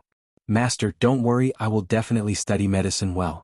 No matter what competition it is, I will not lose. I will not lose master's face," she firmly said. Gu Qingze revealed a rare smile on his face. He turned around and nodded at her. "With your intelligence, it won't be hard for you to win. It's just that you don't have much time, you only have 1 year and you have a lot of things to learn. I want you to come with me to the Miracle Physician Valley because that place is far away from the secular world. There, you can focus on your studies without any distractions and there won't be anything to distract you. If it was in the capital city, look at what you've learned from me these past few days." Qin Ning blushed with shame. She finally understood why Gu Qingze wanted to bring her to the Miracle Physician Valley and not stay in the capital city. He wanted her to clear her mind so she could focus on her studies. He wasn't wrong. If she stayed in the capital city, she would have to deal with all sorts of things every day. How could she calm her heart and study medicine well? Master's teachings are correct, it was my fault. Too many things have happened these past few days. In 3 days I'll go with you to the Miracle Physician Valley," she said with determination. "Your emperor husband has agreed?" Gu Qingze glanced at her. Qin Ning revealed a faint smile and nodded. Gu Qingze was a bit surprised. He rubbed his chin and did not ask for the reason. As long as she was willing to go with him to the Miracle Physician Valley, he did not care about anything else. Qin Ning's eyes turned and fell onto a large red invitation card on the table. She let out an E sound. "Master, did someone invite you to be a guest?" Gu Qingze nodded. He pointed his chin at the invitation card and said, "Why don't you guess who sent this invitation?" Qin Ning smiled and said, "Isn't master making things difficult for me? This is like looking for a needle in a haystack, how could I guess?" Gu Qingze softly said, "You're so smart, what can't you guess?" Qin Ning giggled, "Master, you shocked everyone at the palace banquet yesterday. Who doesn't respect master's miraculous medical skills? There are a lot of people trying to curry favor with you. You should be tired from receiving so many invitations, right? You're asking me who sent this invitation, shouldn't you at least give me a hint?" "Alright, then I'll give you a hint." Gu Qingze's eyes flashed. He looked at the tightly shut window on the opposite side, but didn't say anything. Qin Ning followed his gaze and revealed a thoughtful expression. She suddenly clapped her hands and said with a smile, "Ah, I guessed it. This invitation must have been sent by Duke Ning's palace, right?" Gu Qingze looked at her with a surprised expression. "How did you guess?" He wanted to make things difficult for her, but he never thought that she would actually guess it. Qin Ning smiled and said, "Isn't there a large locust tree in the yard outside the window?" Qin Ning smiled and said, "Isn't there a large locust tree in the courtyard outside the window?" Gu Qingze laughed involuntarily and said, "Master really didn't misjudge you. You're smart and quick-witted. You're indeed a good seedling to study medicine." He then said, "Since you're this smart, why don't you guess why Duke Ning invited me into the palace?" Chapter 1475. He must have used the fake prescription that I gave to his daughter and suffered a lot. That's why he wants to ask master to come over and treat him. Not bad, you're smart. Gu Qingze clapped his hands together and praised. Then why don't you make another guess? Will master be willing to cure him? He looked at her with a smile that wasn't a smile. Chen Ning pondered for a moment and said, "This is hard to guess. Master's heart is like a needle at the bottom of the sea, only you know I can't guess it. However, I think Master will invite him to the palace. As for curing him or not, that will depend on Master's mood." Gu Qingze couldn't help revealing a look of surprise. "Girl, your guess is quite accurate. That's right, Master has already agreed. I will go to Duke Ning's palace in a bit and see this Sir Duke." Chen Ning revealed a faint smile without saying a word. There was something she wanted to ask, but she didn't say it. She had already found out that Gu Qingze had come to the capital city this time. Although it was for her, he had his own goals. For example, his attitude towards Duke Ning was very strange. Otherwise, with his personality, it was better to avoid trouble. For example, if Duke Ning sent an invitation, he wouldn't even give it a second glance.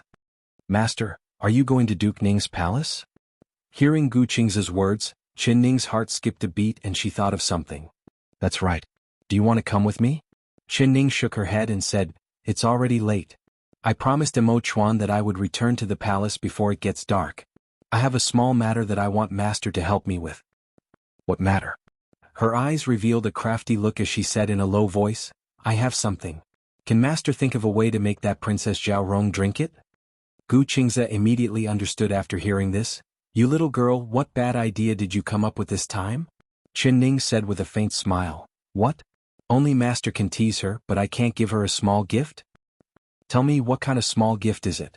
If it's interesting, Master will help you with it." Gu Qingze revealed an excited expression. He was not a person who wanted to stir up trouble, but for some reason once he heard that she wanted to tease the Princess Zhao Rong, he was filled with interest. Chen Ning smiled and said, "Does Master remember that I gave the princess a gift at yesterday's banquet?" Gu Qingze nodded and said, "That was a bottle of honey perfume. Only it was fragrant, it wasn't that precious." "Master, do you know that if this honey perfume is mixed with something else, it will produce a strange fragrance? This fragrance is what bees like the most." Chen Ning told Gu Qingze about how Chen Baiyun wanted to use honey perfume to attract bees to her. Gu Qingze asked with curiosity, "Chen Baiyun?" Chen said, "Chen Gu Gu Chen Gu Ling pill." Chen Ning took out the bag of powder from her chest and placed it in Gu Qingze's hands. Gu Qingze opened it and sniffed it. He nodded and said, "I understand now. This is the pollen of the Semipulum lotus. It's nothing special on its own, only having a light and refreshing smell. However, it's the favorite of the bees. If you take the pollen of the Semipulum lotus, coupled with your honey fragrance, ha ha ha ha. Zhao Chen he of he the princess will be." Chapter 1476. "Master, are you going to help me or not?" Gu Qingze raised his hand and scattered the half-lotus powder on the ground. He gave a snort and said, "This kind of unpresentable thing, your master really doesn't want to make a move." Chen Ning stared at the powder on the ground. She bit her lips and stomped her foot. "Master! What are you in such a rush for? Your master won't make a move.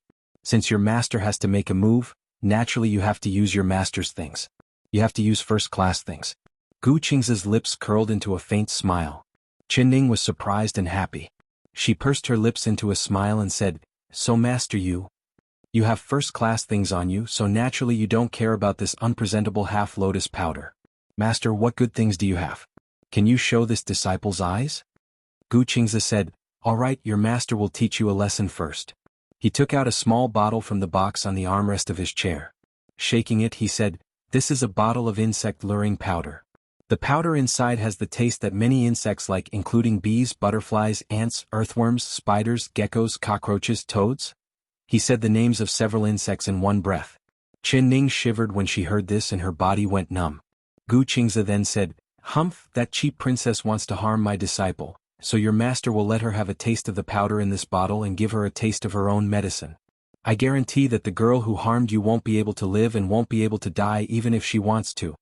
Chen Ning giggled, "Disciple thanks master." Sure enough, the older the ginger, the spicier it is.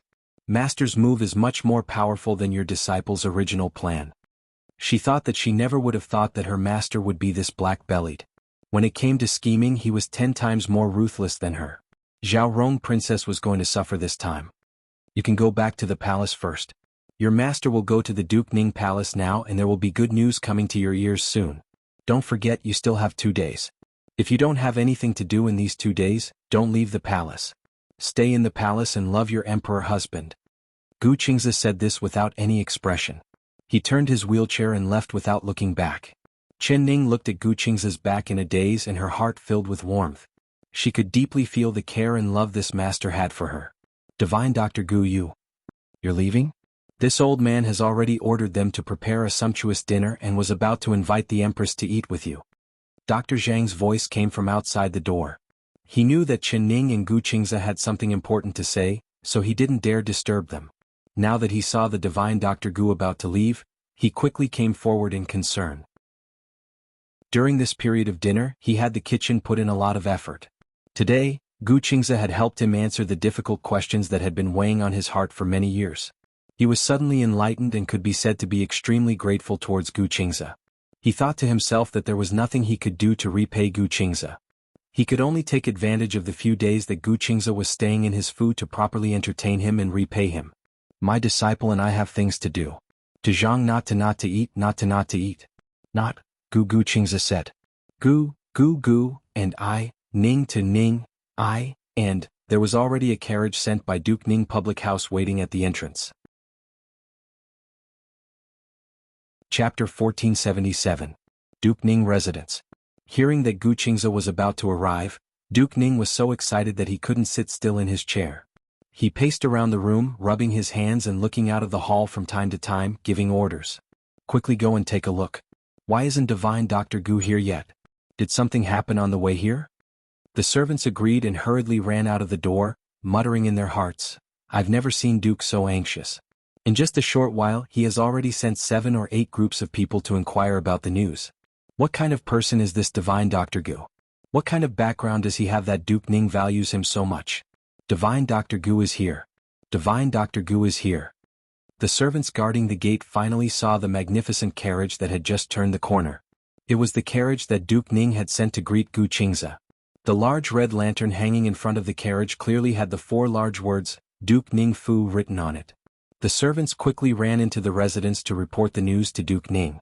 Duke Ning was surprised and happy, but his heart was in a mess. He asked, Did you really see it clearly? Is Divine Dr. Gu really in the carriage?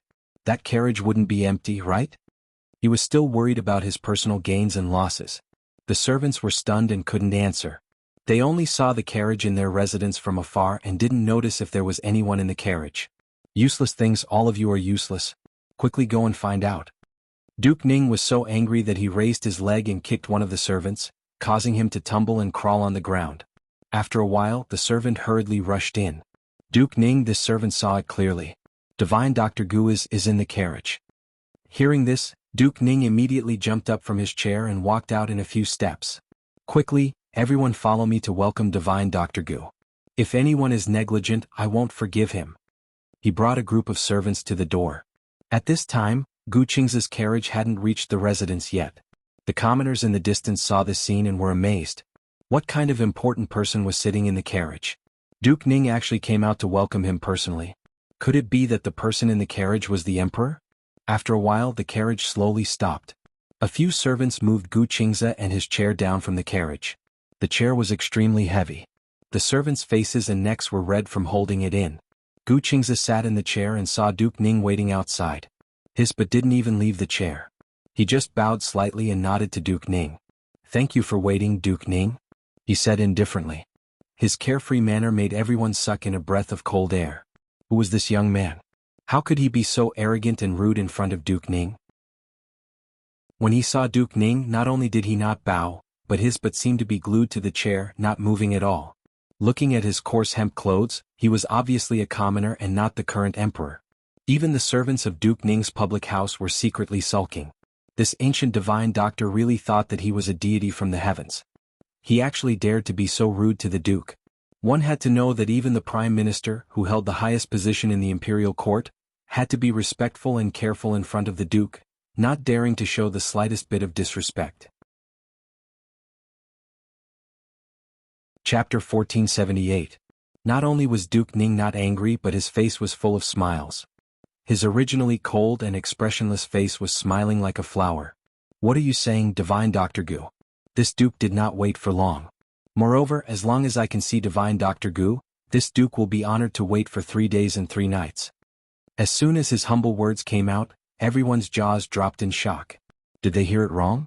What did Duke Ning say? Even in front of the emperor, Duke Ning was not so polite and humble. Could it be that this young man's background was greater than the emperor's? Everyone stared unblinkingly at Gu Qingze, wanting to see if he had 3 heads or 6 arms. Who knew that no matter how they looked, he was just an ordinary young man. His appearance was not shocking and there was nothing special about him. Who knew that what happened next not only made their jaws drop to the ground, but even their eyeballs popped out. Divine Dr. Gu's presence brings light to this duke's house. Divine Dr. Gu, this duke has already prepared good wine and delicacies. We are just waiting for you to enter the house.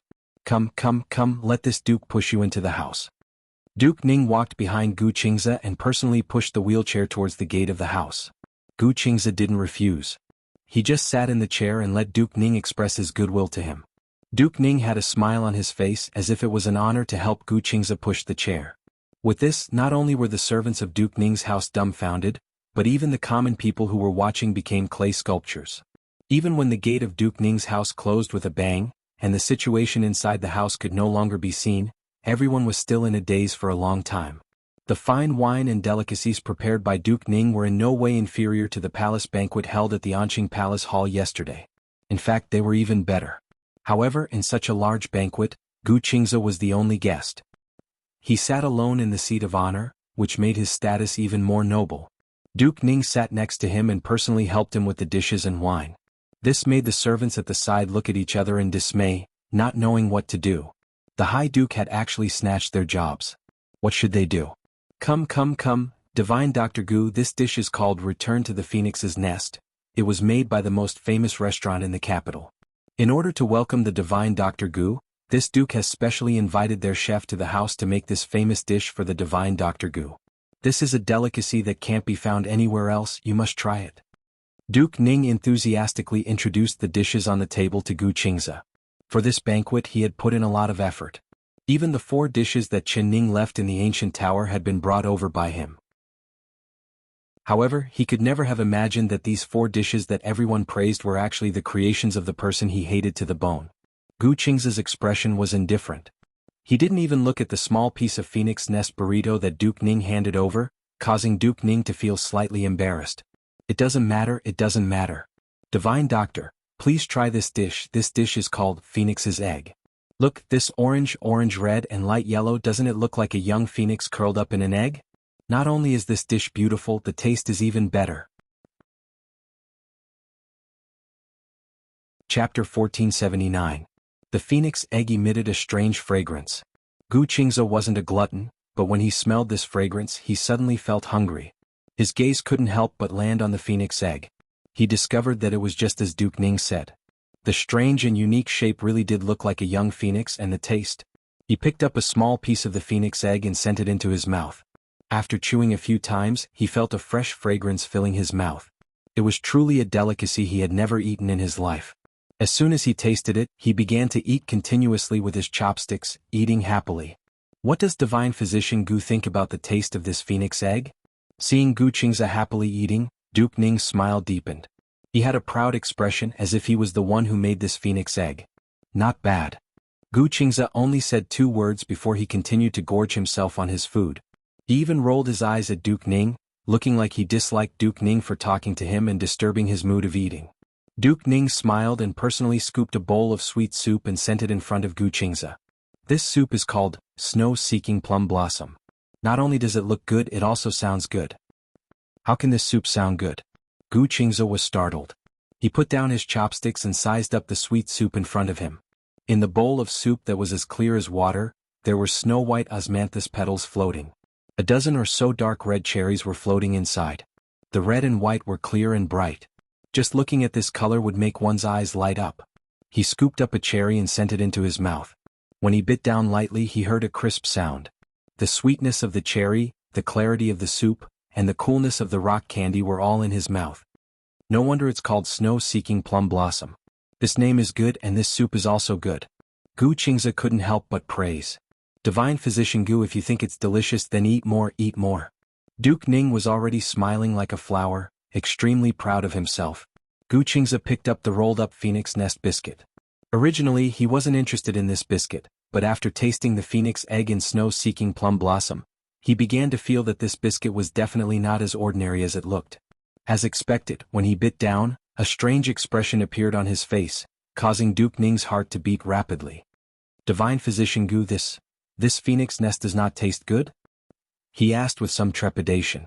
At the same time, he cursed the chef who made this dish in his heart. If Divine Physician Gu was not satisfied with this phoenix nest, he would skin the chef alive. Gu Qingze didn't answer. He closed his eyes and slowly chewed. He had never eaten food with such a special taste in his life. It could be said to be one of a kind, one of a kind. Every time he chewed, there would be a different taste in his mouth. There was a fragrance in the crispness, the sweetness of the wine, and the fragrance of the sauce in the cucumber. It was really clear but not greasy. There was sweetness in the crispness and sweetness in the sweetness. Such a wonderful taste made him reluctant to swallow it for a moment. Great taste. Among all the dishes on the table, this phoenix nest tastes the best. Gu Qingze swallowed the food in his mouth. With his extremely lazy temperament, he actually couldn't wait for someone to wrap a roll for him. He imitated Duke Ning's actions just now, quickly wrapping another small roll and sending it into his mouth. Before he could even swallow it, he had already wrapped another roll with his extremely fast hands. Chapter 1480. Gu Qingze wiped his mouth and leaned back in his chair in satisfaction. He picked up the bowl of treading on snow plums, and slowly tasted it. The food made by the chef that Duke Ning invited is really delicious. I wasn't paying attention and actually forgot to leave a few pieces of phoenix skin for Duke Ning. I'm really sorry. Although he said he was sorry, there was no trace of embarrassment on his face at all. The servants at the side saw this and silently ridiculed him in their hearts. Where did Duke Ning invite this country bumpkin from? When he ate, it was as if he was the reincarnation of a hungry ghost. He hadn't eaten in several lifetimes. The return to the phoenix's nest that everyone coveted was completely eaten by him. He didn't even leave a single piece of chicken skin for Duke Ning. Duke Ning's face didn't show any anger at all. The more he smiled, the happier he was. It was as if he was happier that the return to the phoenix's nest fell into Gu Qingze's stomach than him eating it. A mere phoenix's nest is nothing. As long as Divine Dr. Gu likes it, I will give the chef who made this dish to Divine Dr. Gu. Whenever Divine Dr. Gu wants to eat it, just tell him to make it," he said very generously. Gu Qingze shook his head and refused. "I'm just a country bumpkin. I can't afford to raise such a noble chef. To be able to receive Duke Ning's hospitality and eat such delicious food once is enough. I can't afford too many blessings." The banquet that Duke Ning prepared could be said to be extremely sumptuous. However, he only ate 2 dishes and drank a bowl of soup. He wasn't the least bit interested in the other dishes. He couldn't say why, but when he ate the 2 dishes and the soup, he actually thought of his strange little disciple. These dishes with special tastes and ingenious thoughts were similar to his little disciples. She would definitely like the taste of these dishes. He changed his mind and said, "Speaking of which, I still have to stay in the capital city for 2 to 3 days. It's good to be able to enjoy 2 to 3 days of good food. When I return to Miracle Physician Valley, I won't be able to eat such delicious food." How could Duke Ning not understand what he meant? He immediately replied with a smile, "That's very easy. When Divine Dr. Gu returns, I will let this chef go with you." Gu Qingze nodded and said casually, "Thank you for your hospitality. I have eaten and drank to my heart's content. I will take my leave now." After he finished, he shook his chair and walked out of the hall. This. Duke Ning was instantly dumbfounded. As he watched Gu Qingze walk further and further away, he almost vomited blood. What did this kid mean? Now that he's full, he's going to leave? But he didn't even have the chance to say it. Divine Dr. Gu, please wait." When Duke Ning saw that Gu Qingze's chair had already left the entrance of the hall, he couldn't care less about his status and hurriedly chased after him. He smiled and blocked Gu Qingze's path. "Qingze," Duke said, "didn't you invite me to drink and attend the banquet? I've already drunk the wine and eaten the dishes, so it's time for me to take my leave." Gu Qingze raised his eyebrows and looked at Duke Ning, pretending to be confused. Chapter 1481. Treasure? What kind of treasure is it? Why don't you take it out and take a look? Gu Qingze leaned back in his chair without much interest. "About this treasure is very precious. It's inconvenient for me to take it out and show it to others. Please follow me to the secret room to take a look. I guarantee that after you see this treasure, You won't regret it. Duke Ning said with a face full of smiles. Oh, there's such a treasure in the world? Gu Qingze muttered to himself and finally nodded his head. All right, then I'll follow Duke to take a look. Duke Ning was overjoyed and said, Divine Doctor, this way please. He led Gu Qingze to the back, passed through the hall and arrived at a side hall. After entering the hall, he sent everyone out and closed the door tightly. When Gu Qingze saw the mysterious expression on his face, his expression didn't change. He sat in his chair and quietly observed the situation. Duke Ning walked to a door at the back of the hall, but he didn't push the door.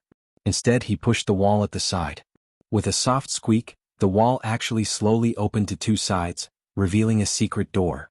Inside the door there was a glow of candlelight. Divine Dr. Gu, please enter.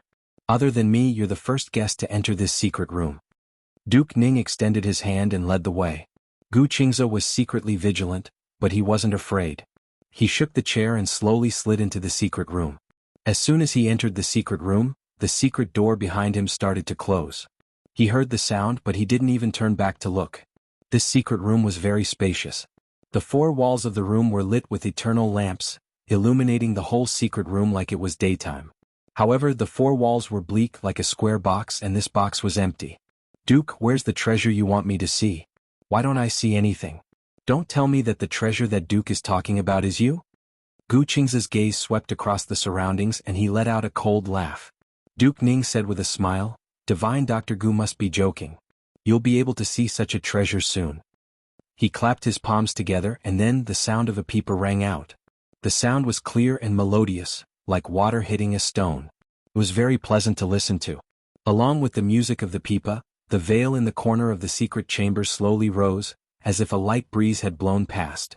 Then a slim figure dressed in red with a veil over her face flew out from behind the veil.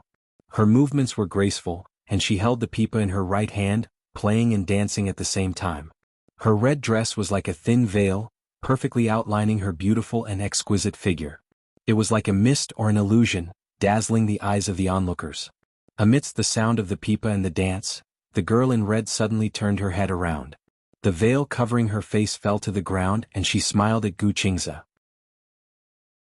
Her eyes sparkled and her radiant eyes shone. Gu Qingze immediately recognized that this red-clothed young woman who was holding a pipa and dancing gracefully was none other than Zhao Rong Junju. He sat in the chair and watched Zhao Rong Junju play the pipa and dance in front of him. She was extremely graceful, and his expression was calm and without the slightest change. Zhao Rong Junju danced close to him several times, and the red veil deliberately brushed past his face, bringing waves of fragrance to his face. However, Gu Qingze's expression remained indifferent. Chapter 1482. Sir High Duke, is this the rare treasure you were talking about? But in my opinion this pipa and dance are just SOSO. They are not treasures at all. Gu Qingze suddenly spoke. Once he spoke, he did not give High Duke Ning and Princess Zhao Rong any face. Princess Zhao Rong, who was dancing halfway, suddenly stiffened. She staggered and the pipa's melody became messed up. It became very unpleasant to listen to. She could not help but glare at Gu Qingze. She gritted her teeth and hated this uncultured blockhead. As a princess, she had put down her status and learned from those dancers. She danced and played the pipa to please him. Yet he did not give her any face. He had gone too far. If it were not for her father talking her out of her mouth, she would not have come out to embarrass herself.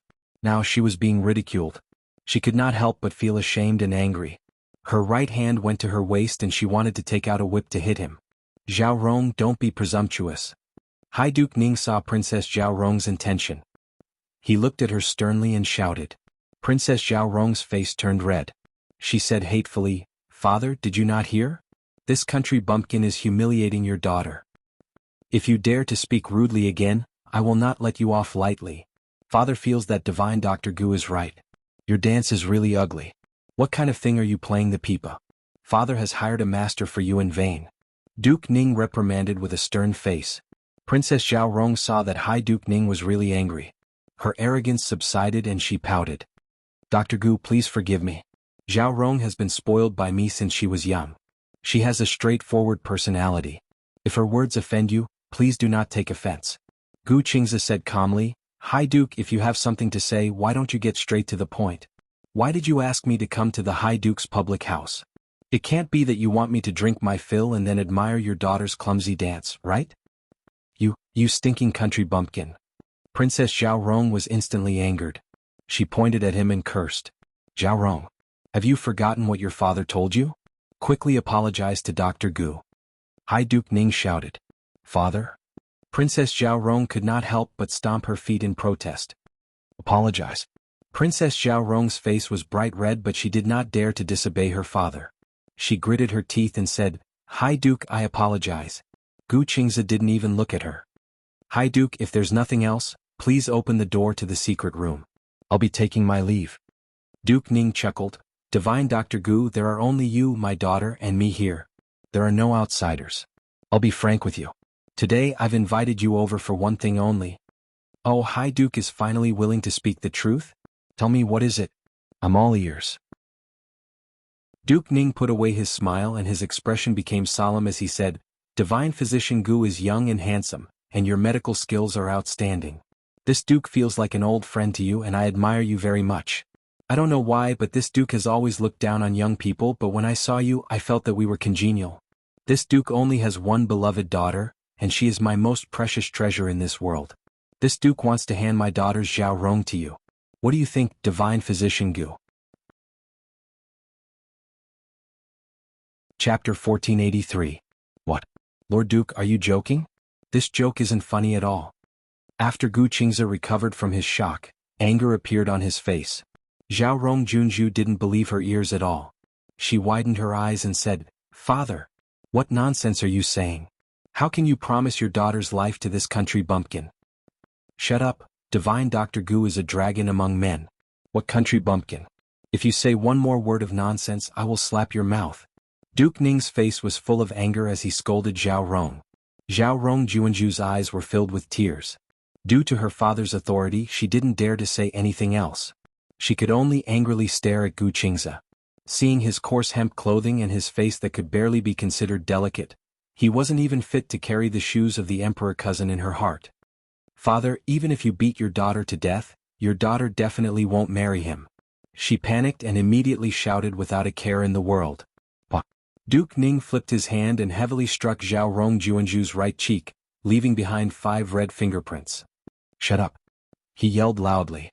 Zhao Rong Junju was full of grievances. She originally wanted to cry out loud, but after being yelled at by Duke Ning, she was so scared that her entire body shook. She covered her right cheek and didn't dare to cry out loud. She had never seen her father so angry at her before. She didn't dare to resent her father and could only glare at Gu Qingzi. She thought to herself, if this country bumpkin dared to agree, she would definitely make him die a horrible death. In this lifetime, other than her cousin the emperor, she wouldn't marry anyone else. Gu Qingzi coldly looked at the father and daughter pair. The corner of his mouth curled up in a mocking smile. Lord Duke's good intentions, this one cannot accept it. Your daughter is a princess with a body of 1,000 gold. This one is only of humble birth and a commoner. The difference in status is like heaven and earth. How can I be a match for the princess? Zhao Rong Junju hatefully thought, at least this country bumpkin has some self-awareness. If you want to be a match for this princess, then reincarnate in your next life. Duke Ning said, Divine Dr. Gu, there is no need to be humble. In my eyes, it is my daughter who is not a match for Divine Doctor, not you who is not a match for my daughter. As for your status as a princess, it is just a title. As long as Divine Dr. Gu is willing, after you and my daughter get married, you will be the princess of the court. Divine Dr. Gu can enjoy all of the honor my daughter enjoys. Divine Dr. Gu can enjoy all of it. Gu Qingzi coldly smiled and said, Lord Duke, does this one think this one is a greedy person? That's not it, that's not it. This one admires Divine Dr. Gu's pure and proud bearing. You are like a pure and clean lotus, untainted by filth. You see wealth and honor as nothing more than floating clouds, which makes this one look at you in a new light. This one admires your character and medical skills. As long as you don't despise my daughter's ugly appearance and stubborn personality, this one is willing to betroth my daughter to Divine Dr. Gu as a wife. Duke Ning stroked his beard and looked at Gu Qingzi with a smile. The more Zhao Rong Junju heard, the angrier she became. Her father had actually raised this country bumpkin to the heavens and reduced her to a dirt tower under his feet. How was she ugly and stubborn? She was clearly the Zhao Rong Junju that everyone loved, and the flowers bloomed when they saw her. Chapter 1484. Father, why do you have to give your daughter to him? What is so good about him? In what way could he compare to his cousin, the emperor? Didn't you promise your daughter that you would let your daughter marry the emperor cousin to become the empress? It's only been a day and you've already changed your mind. Why is this happening? Zhaorong princess was angry and anxious. She pulled on Duke Ning's sleeve and spoke while crying. Duke Ning reprimanded, "Stop calling him the emperor cousin, that is the emperor. The emperor already has an empress, how could he marry you? You'd better give up on that idea as soon as possible. The ancient divine doctor's character is good, his medical skills are divine, and he is the same age as you, he is a good match for you. Zhaorong, believe father will not harm you and will not ruin your life." He said this while heavily patting the back of Zhaorong princess' hand. Zhaorong princess was stunned. Her eyes filled with tears as she looked at Duke Ning in a daze, not knowing what to say for a while. No matter how deep her thoughts were, how could they compare to Duke Ning's deep schemes and deep foresight? The fact that Duke Ning was able to say such words meant that he already had a plan. After returning from the Inqing palace, he understood that all his plans had gone to waste. Zhaorong had made a fool of herself in the palace, it would be hard for her to change her fate. Her dream of becoming the empress had been completely shattered. With Empress Dowager Zhou's personality, no matter how much she liked Zhaorong, she would not allow a girl with a stained reputation to become the empress. Of all the noble juniors in the capital, there would not be a single person that would ask for Zhaorong's hand in marriage. Could it be that his precious daughter would be ruined like this? Would she become an old girl that no one wanted? Of course not. Duke Ning pondered for a long time before he thought of the most suitable candidate, and that was Gu Qingze. Even in his eyes, Gu Qingze was even more valuable than Mo Chuan. Although Mo Chuan was the West Chu emperor, what was West Chu? They were the weakest of the four countries and had been bullied by East Qin for many years, so they couldn't even take a single blow. If one day East Qin and South Yu worked together to attack West Chu would suffer the fate of being conquered. At that time, Mo Chuan would become a prisoner, and if Zhaorong became the empress, she would also become a slave to another country. But Gu Qingze was different. He was the world's #1 divine doctor, someone that all four countries wanted to curry favor with. As long as the name of the #1 divine doctor was mentioned, everyone would rush to him like a flock, like stars surrounding the moon. Although he did not have an official position, he was even more prestigious than the emperor. No matter where he went, he would not be obstructed by anyone. If Zhaorong married to him, she would have a lifetime of support. As for himself, now that he had become the father-in-law of the world's #1 divine doctor, would he still be afraid that others wouldn't rush to curry favor with him? Of course, this wasn't the most important reason. The most important reason was that he could rely on Gu Qingze's influence to attain his objective and fulfill his wish. Of course, he would not tell Zhaorong Junju about his meticulous plan. If he told her, that idiot of a daughter would probably tell the world what he was thinking. Although Gu was Gu, he Ning not Gu, he was the Zhao, he was the same. Chapter 1485. A look of impatience appeared on Gu Qingze's face. "Lord High Duke, your beloved daughter doesn't like me, and it just so happens that I don't like your daughter either. Lord High Duke, please don't mention this marriage again. If there's nothing else, I'll take my leave." He was now very regretful. He really shouldn't have come to this banquet. He never thought that Duke Ning would have such an absurd idea. He actually wanted him to be his son-in-law. Duke Ning didn't even have time to speak before Zhaorong Junju exploded. She pointed at Gu Qingze and shouted, "Stinky country bumpkin, what did you say? You don't like this region princess? You. Who do you think you are? What right do you have to look down on this region princess? Speak clearly to this region princess." She originally didn't want to marry Gu Qingze even if she was beaten to death, but when she heard that Gu Qingze didn't like her, the anger in her chest almost made her explode. Others wanted to marry her but couldn't, yet he still had a face full of disdain. Just for this, she still wanted to marry him. "Stinky country bumpkin, this region princess is telling you this region princess likes you. You have to marry me even if you don't want to. I won't marry anyone but you." The more she thought about it, the angrier she became. She blurted out these words. Once the words left her mouth, she suddenly realized what she had said. She suddenly covered her mouth and her eyes widened. What was wrong with her? Did she lose her mind? She actually said she wanted to marry this country bumpkin? No, I won't marry. Father, I was just talking nonsense. Just pretend I didn't say anything." She forcefully shook her head and quickly denied it. A smile appeared on Duke Ning's face as he patted her shoulder and said, "Good child, I knew that you would agree to this marriage. Father's judgment can't be wrong. Divine Dr. Gu, I know that you are still young and tender, and I have made you embarrassed by proposing this rashly. How about this? I will give you some time to consider." He looked at Gu Qingze with a smile, his eyes full of expectation. Gu Qingze didn't even think about it and shook his head to refuse. His expression was very firm. "There's no need to think about it. I definitely won't agree to this. I am just a nobody, not worthy of your precious region princess." He said it resolutely and decisively, leaving no room for negotiation. Both Duke Ning and Zhao Rong region princess were stunned. Especially Zhao Rong region princess. It was like giving a golden phoenix to him. No one in this world would refuse such a wonderful thing unless they were idiots. High Duke Ning had never thought that Gu Qingze would reject him. He believed that with his status, family background, and his daughter's beauty and martial arts skills, she was more than enough to marry Gu Qingze. It was like sending a golden phoenix to his side. There was absolutely no one in this world who would reject such a wonderful thing unless they were a fool. But he didn't expect Gu Qingze to be such an edie. He also felt embarrassed. He looked at Gu Qingze and didn't say a word for a long time. Gu Qingze's cold gaze fell on his face. He suddenly curled his lips and said, "High Duke, if I don't agree to marry Her Highness, are you going to kill me to silence me?" He did not miss the flash of killing intent in Duke Ning's eyes. However, he wasn't afraid. His hands quietly pressed on the armrests and his eyes were fixed on Duke Ning. As long as the other party made a move, he would be able to preemptively strike first.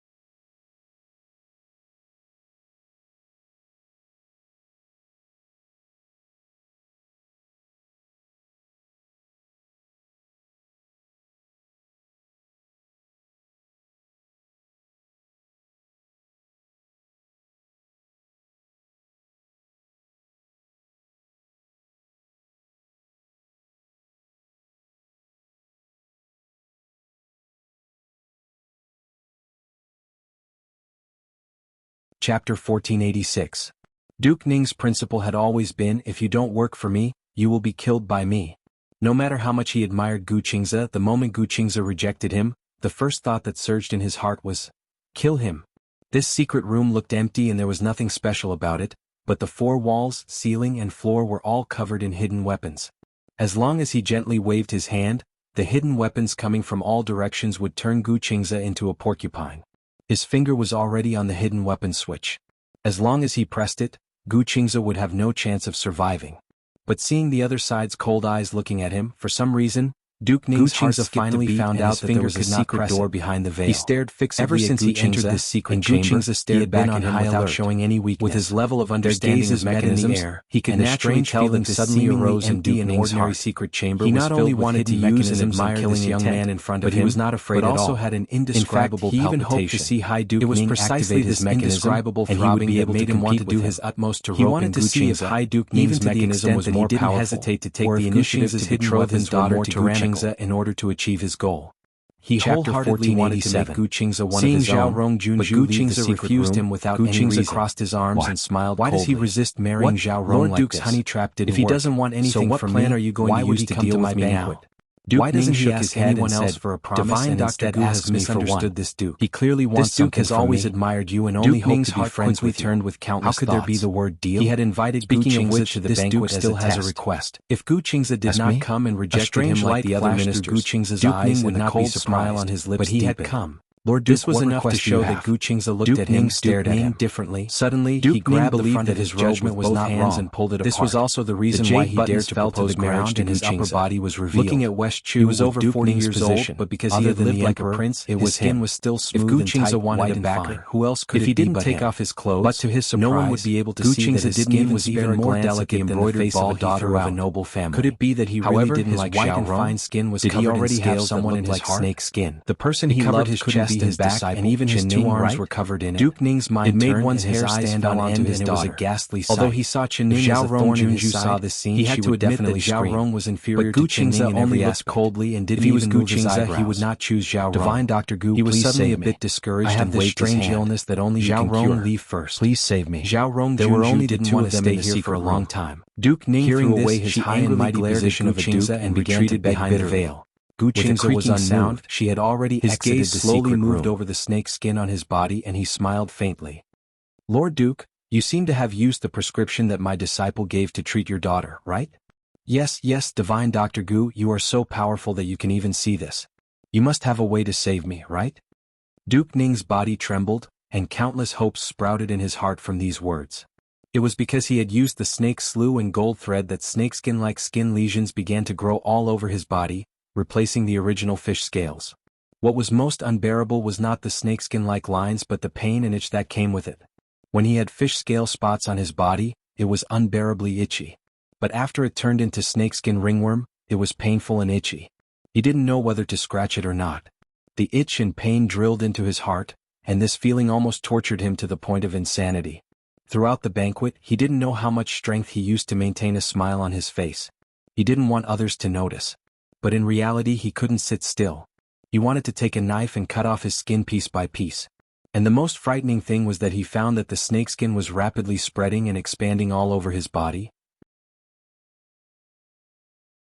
If the ancient divine doctor refuses to save me, then I'll have no choice but to die. Guqingze couldn't help but sneer when he heard this. Duke, are you using your own life to threaten me? What you said, Duke's life. What does it have to do with me? Duke Ning's mouth twitched and he said, My life is naturally nothing to the godly doctor, but if I die, then I will never be able to fulfill the promise I made to you.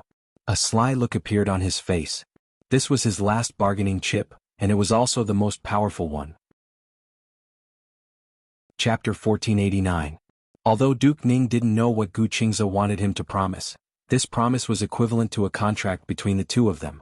It was the same as two grasshoppers tied to a rope. Advance together, retreat together. Originally, he thought this promise was a restriction on him, but now it seemed like it had become an advantageous weapon in his hands. He dared to conclude that before he fulfilled that promise, Guqingze would definitely not let him die, so he would definitely not stand by and watch his illness. I couldn't tell that Lord Duke's scheming was actually this deep. After a long time, Guqingze finally spoke slowly. He looked at Duke Ning with disdain and sarcasm in his eyes. However, Duke Ning didn't care at all. As long as he could cure his strange illness, so what if he was looked down on? Being ridiculed a few times was nothing. Miracle doctor, you've agreed to treat my illness?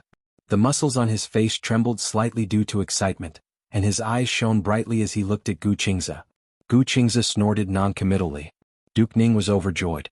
He knew that he had guessed correctly. The other party really had a favor to ask of him. Miracle doctor, as long as you cure my illness, there will only be benefits for you and absolutely no harm. I'm definitely not an ungrateful person.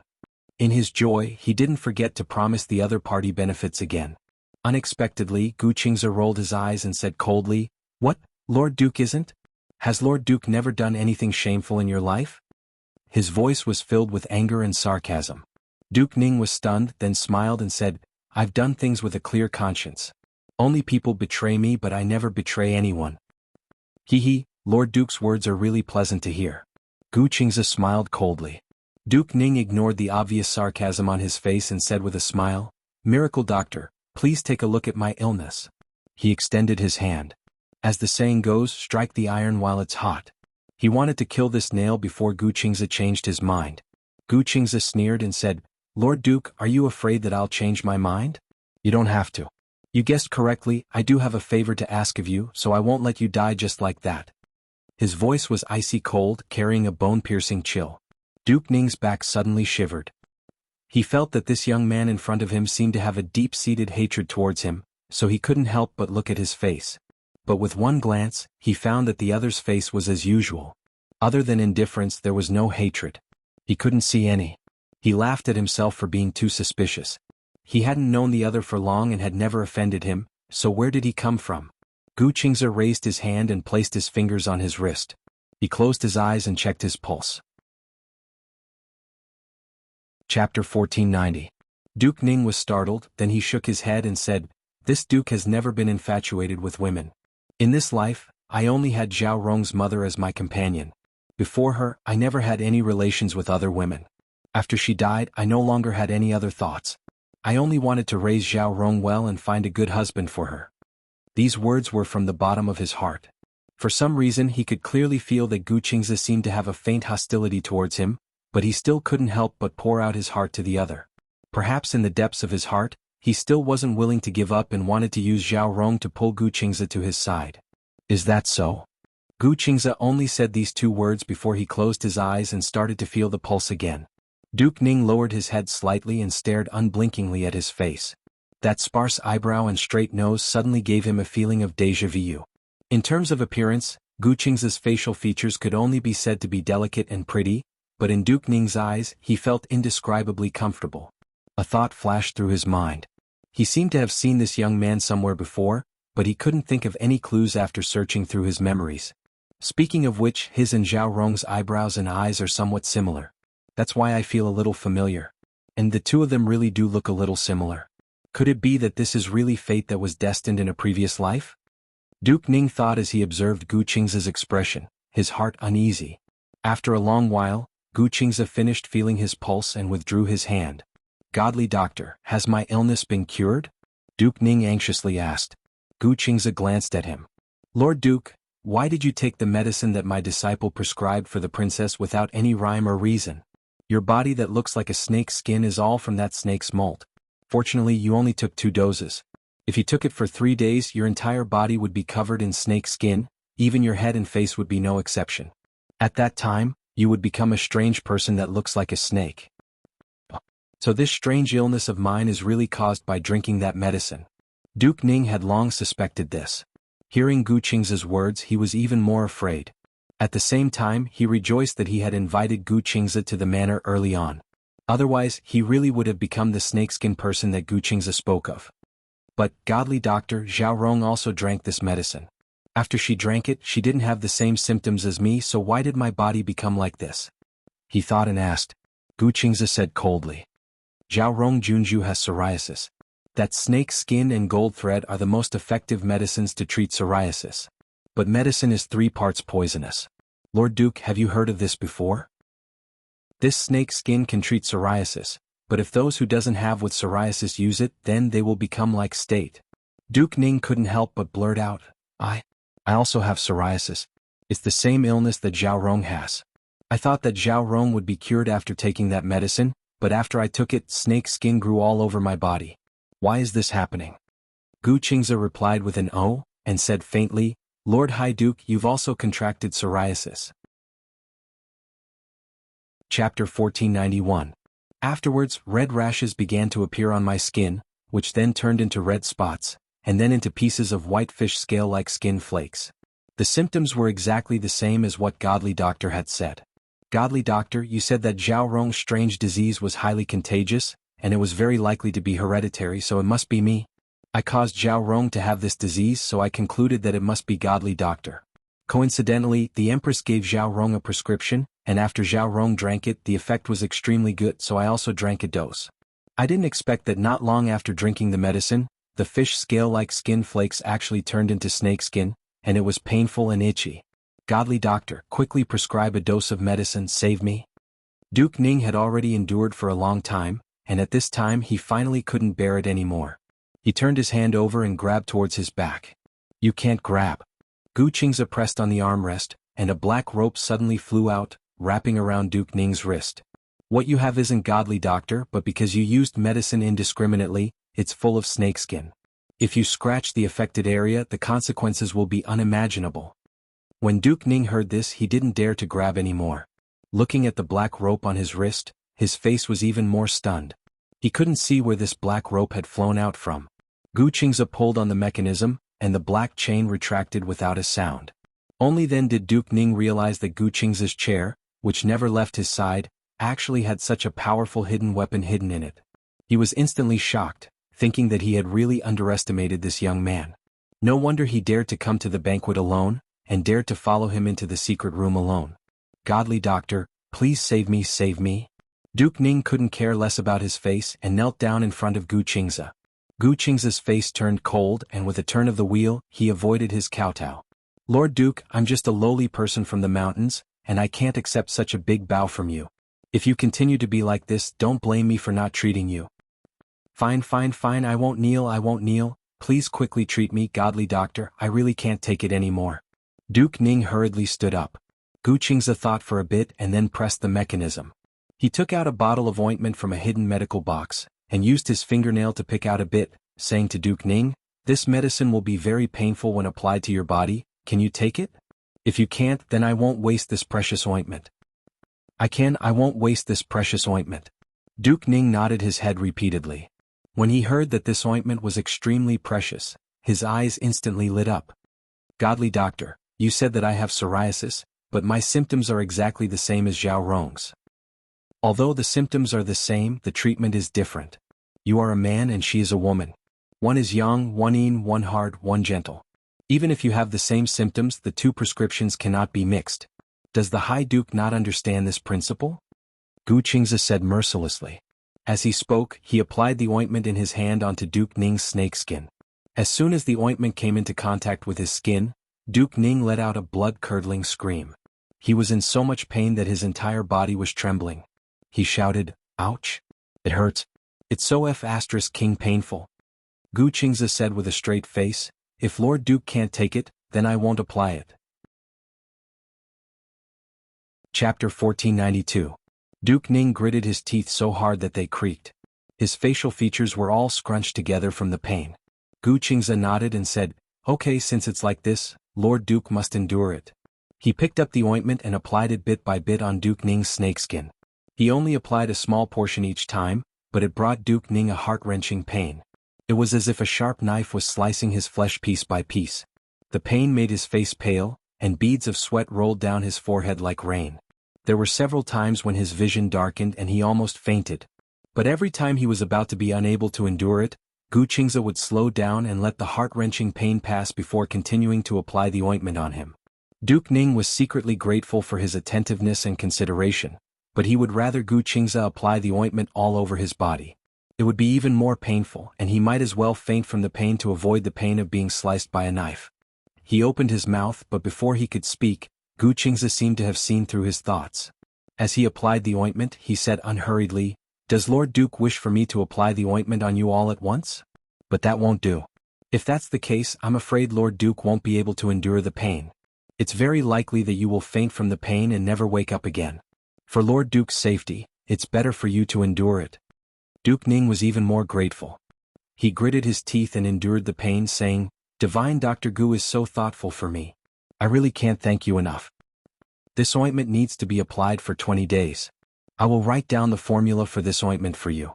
In the next 20 days, Lord Duke can find someone to apply the ointment on you. As long as you endure these 20 days, the snakeskin on your body will completely fall off. From then on it won't relapse again. My medical skills are shallow, and I'm truly ashamed that I have to make Lord Duke suffer for another 20 days. Gu Qingze spoke apologetically, but the expression on his face was calm and without a ripple, and his eyes flashed with a light that no one could understand. He seemed to be happy, excited, and even more like he was in a faint pain. 20 days? I have to suffer for another 20 days? Duke Ning sucked in a breath of cold air and almost fainted again.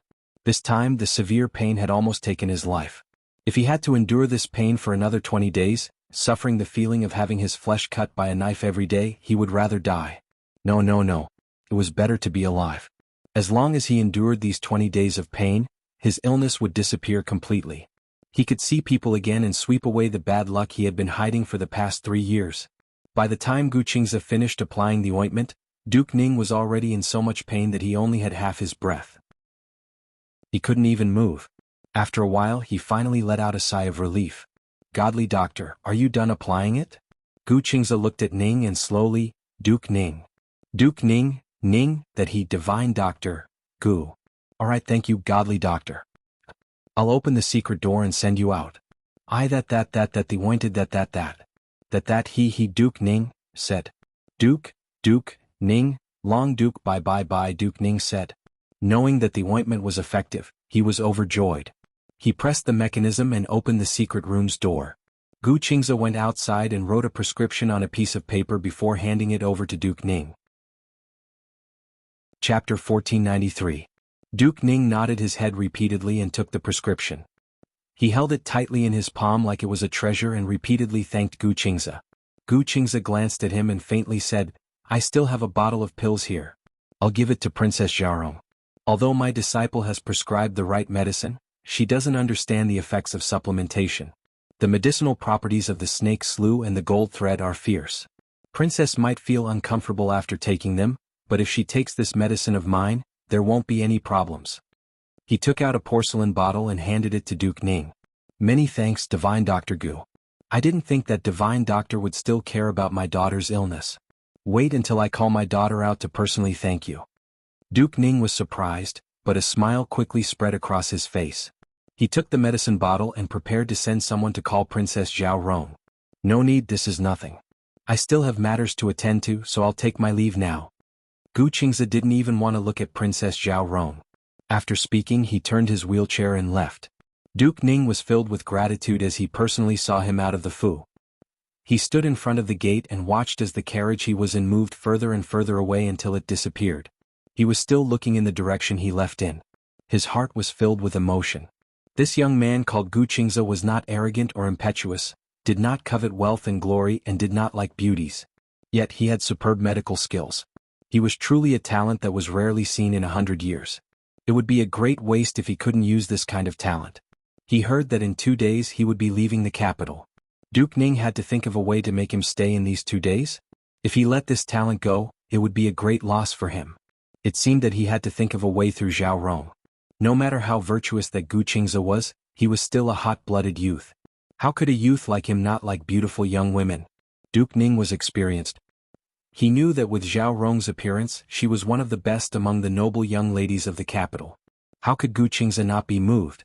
He had declined Xiaorong's marriage in the secret room, but he was just putting on an act. If he really had no interest in Xiaorong, how could he so easily treat his illness? Also, not only did he give him the recipe for the ointment, he was also concerned about Xiaorong's illness and left a bottle of medicine for her. If this wasn't having feelings for Xiaorong, what was it? Duke Ning became more proud the more he thought about it. He returned to the fu and went straight to Princess Xiaorong's garden. He handed the bottle of medicine that Gu Qingze had left for him to Xiaorong Junju and specially said, "This is the medicine that Dr. Gu gave to me before he left. It was specially prepared for you. You must treasure Dr. Gu's good intentions." Xiaorong Junju was still angry. Every time she heard the 3 words ancient godly physician, she felt her chest tighten. Hearing this made her even angrier. What bullsh *T miracle doctor. I think he's just a Jianghu swindler. I don't want to use his medicine. She picked up the bottle and was about to throw it out when Ning Guogong glared at her. Her hand that was holding the bottle stopped in midair. "Father, why do you keep saying good things about that country bumpkin? You wouldn't really want your daughter to marry him, right?" She flattened her lips. "Marry him?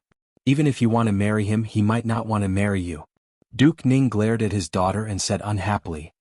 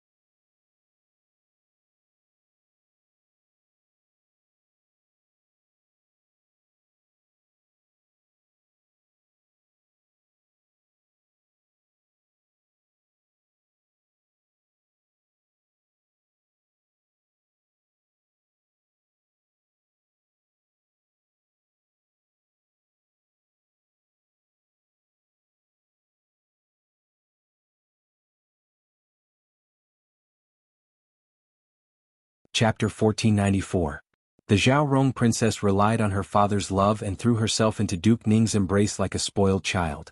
If it was a normal time, Duke Ning's heart would have softened seeing his beloved daughter acting spoiled like this. If she said she wanted the stars in the sky, he would even give them to her. But this time the Zhaorong princess move didn't work. Duke Ning did not go along with her and instead scolded her with a serious face. Zhaorong, you were arrogant before and father allowed you to do whatever you wanted, but your marriage was decided by father. If you want to marry the emperor and become the empress, you should just give up on that thought.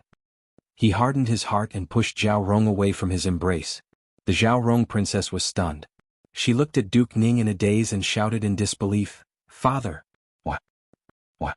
You still have the nerve to ask me why? You made a fool of yourself in the palace yesterday, could it be you don't remember? But your daughter was clearly framed by that little slut." Framed? Do you have any proof? What makes you say that she framed you? Did she infect you with the psoriasis on your body? Zhaorong, things have reached this point, why are you still so stubborn? Father, you promised your daughter yesterday that you would help your daughter ascend to the Empress throne, but you changed your mind after just one night. What? The Zhaorong princess' eyes filled with tears. Duke Ning looked at her in disappointment, because father has already seen it clearly, you can't become the Empress. Your daughter doesn't believe it. The Empress Dowager loves your daughter so much she will definitely help your daughter. The Zhaorong princess thought of Empress Dowager Zhou and her eyes lit up, like she had grasped a piece of driftwood. Empress Dowager? Stop dreaming. The Empress Dowager didn't see your scandal yesterday, but it will reach her ears sooner or later. Do you think she will agree to let you marry the emperor just because she loves you? She will not tolerate a daughter-in-law with a dirty reputation. The Empress is the best example. With her as an example, you should give up on this idea. Duke Ning cruelly said. He really couldn't watch his daughter immerse herself in the dream of becoming the Empress. Since she wanted pain, he would quickly cut it off and let her feel pain once she was satisfied.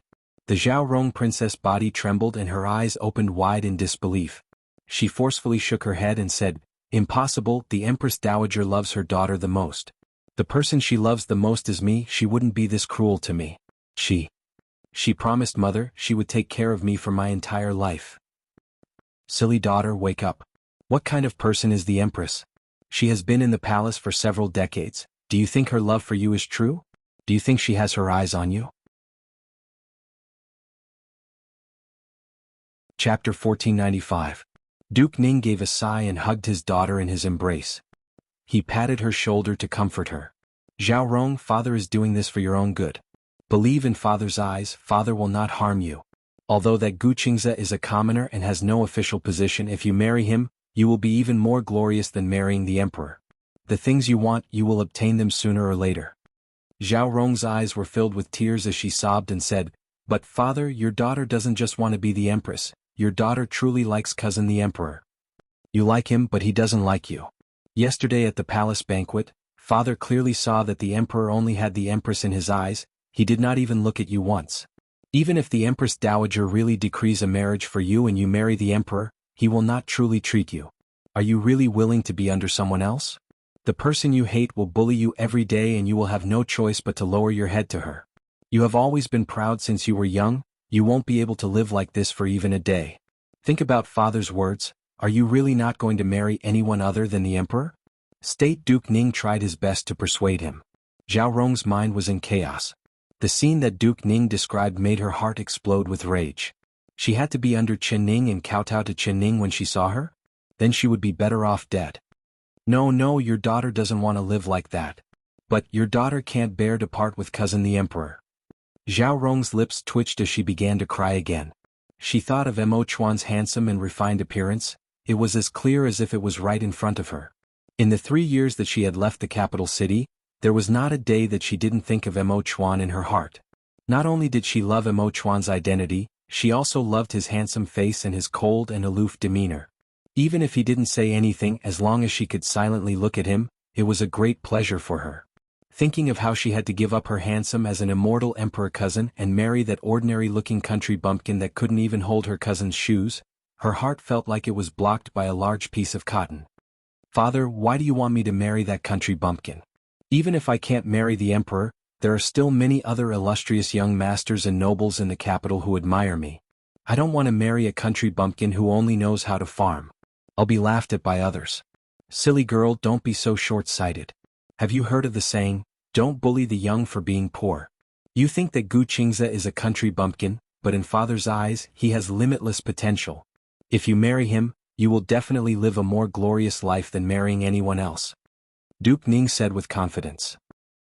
Zhao Rong Junju wiped her tears and said doubtfully, "But I really can't see what's so good about him. He's so ugly, he doesn't know any martial arts and he's a cripple. But he has been sitting on that broken wooden chair the entire time and his butt hasn't moved at all. It's clear that his legs aren't good." "Nonsense, he isn't a cripple at all." Duke Ning interrupted her and reprimanded her. Chapter 1496.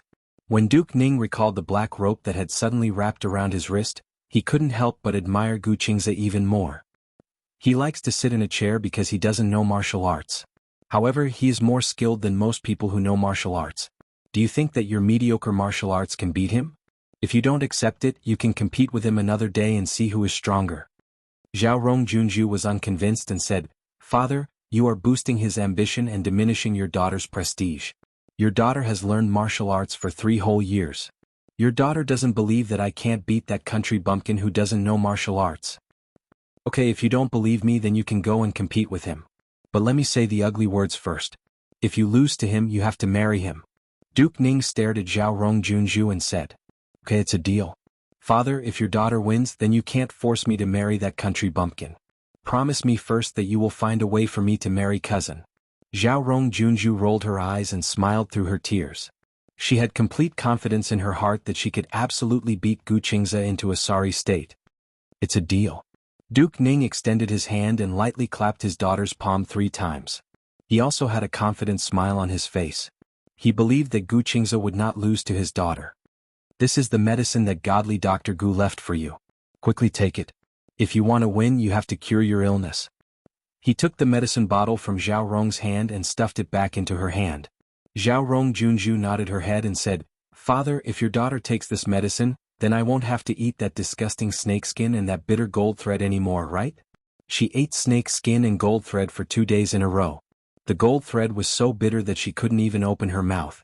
The snake skin had a fishy, smelly and salty smell that made her want to vomit. It was really hard to swallow and she had to pinch her nose and force it down every time.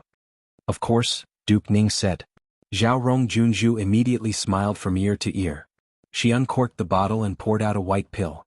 She first brought it to her nose and sniffed it. Not only was it not fishy or smelly, but it also carried a faint sweet smell. Only then did she relax and put it in her mouth and swallow it. Father, just because he gave me this bottle of medicine, I will not let him lose so badly. She giggled. Don't be too confident. It is still unknown who will win. If you lose, I will have a genius doctor son-in-law. Duke Ning stroked his beard and smiled. Zhao Rongjunju stomped her feet and pushed Duke Ning out of the room. She angrily said, It's getting late. Father, you should go back to sleep. I will go find him tomorrow morning and compete with him. At that time I will let you see my skills. I will beat him until he begs for mercy. She had already decided that she would win no matter what and would not. She wouldn't marry that country bumpkin. Duke Ning faintly smiled and didn't say anything more. He walked out with his hands behind his back. Zhao Rongjunju waited until Duke Ning's figure completely disappeared from her sight before she closed the door. She walked to the wall where a landscape painting was hanging. She lifted the paper and revealed a secret door on the wall. She pushed hard on the secret door and it slowly opened, revealing a secret passage and a flight of stairs that led to the underground. Zhao Rongjunju took a candle stand and walked down the stairs.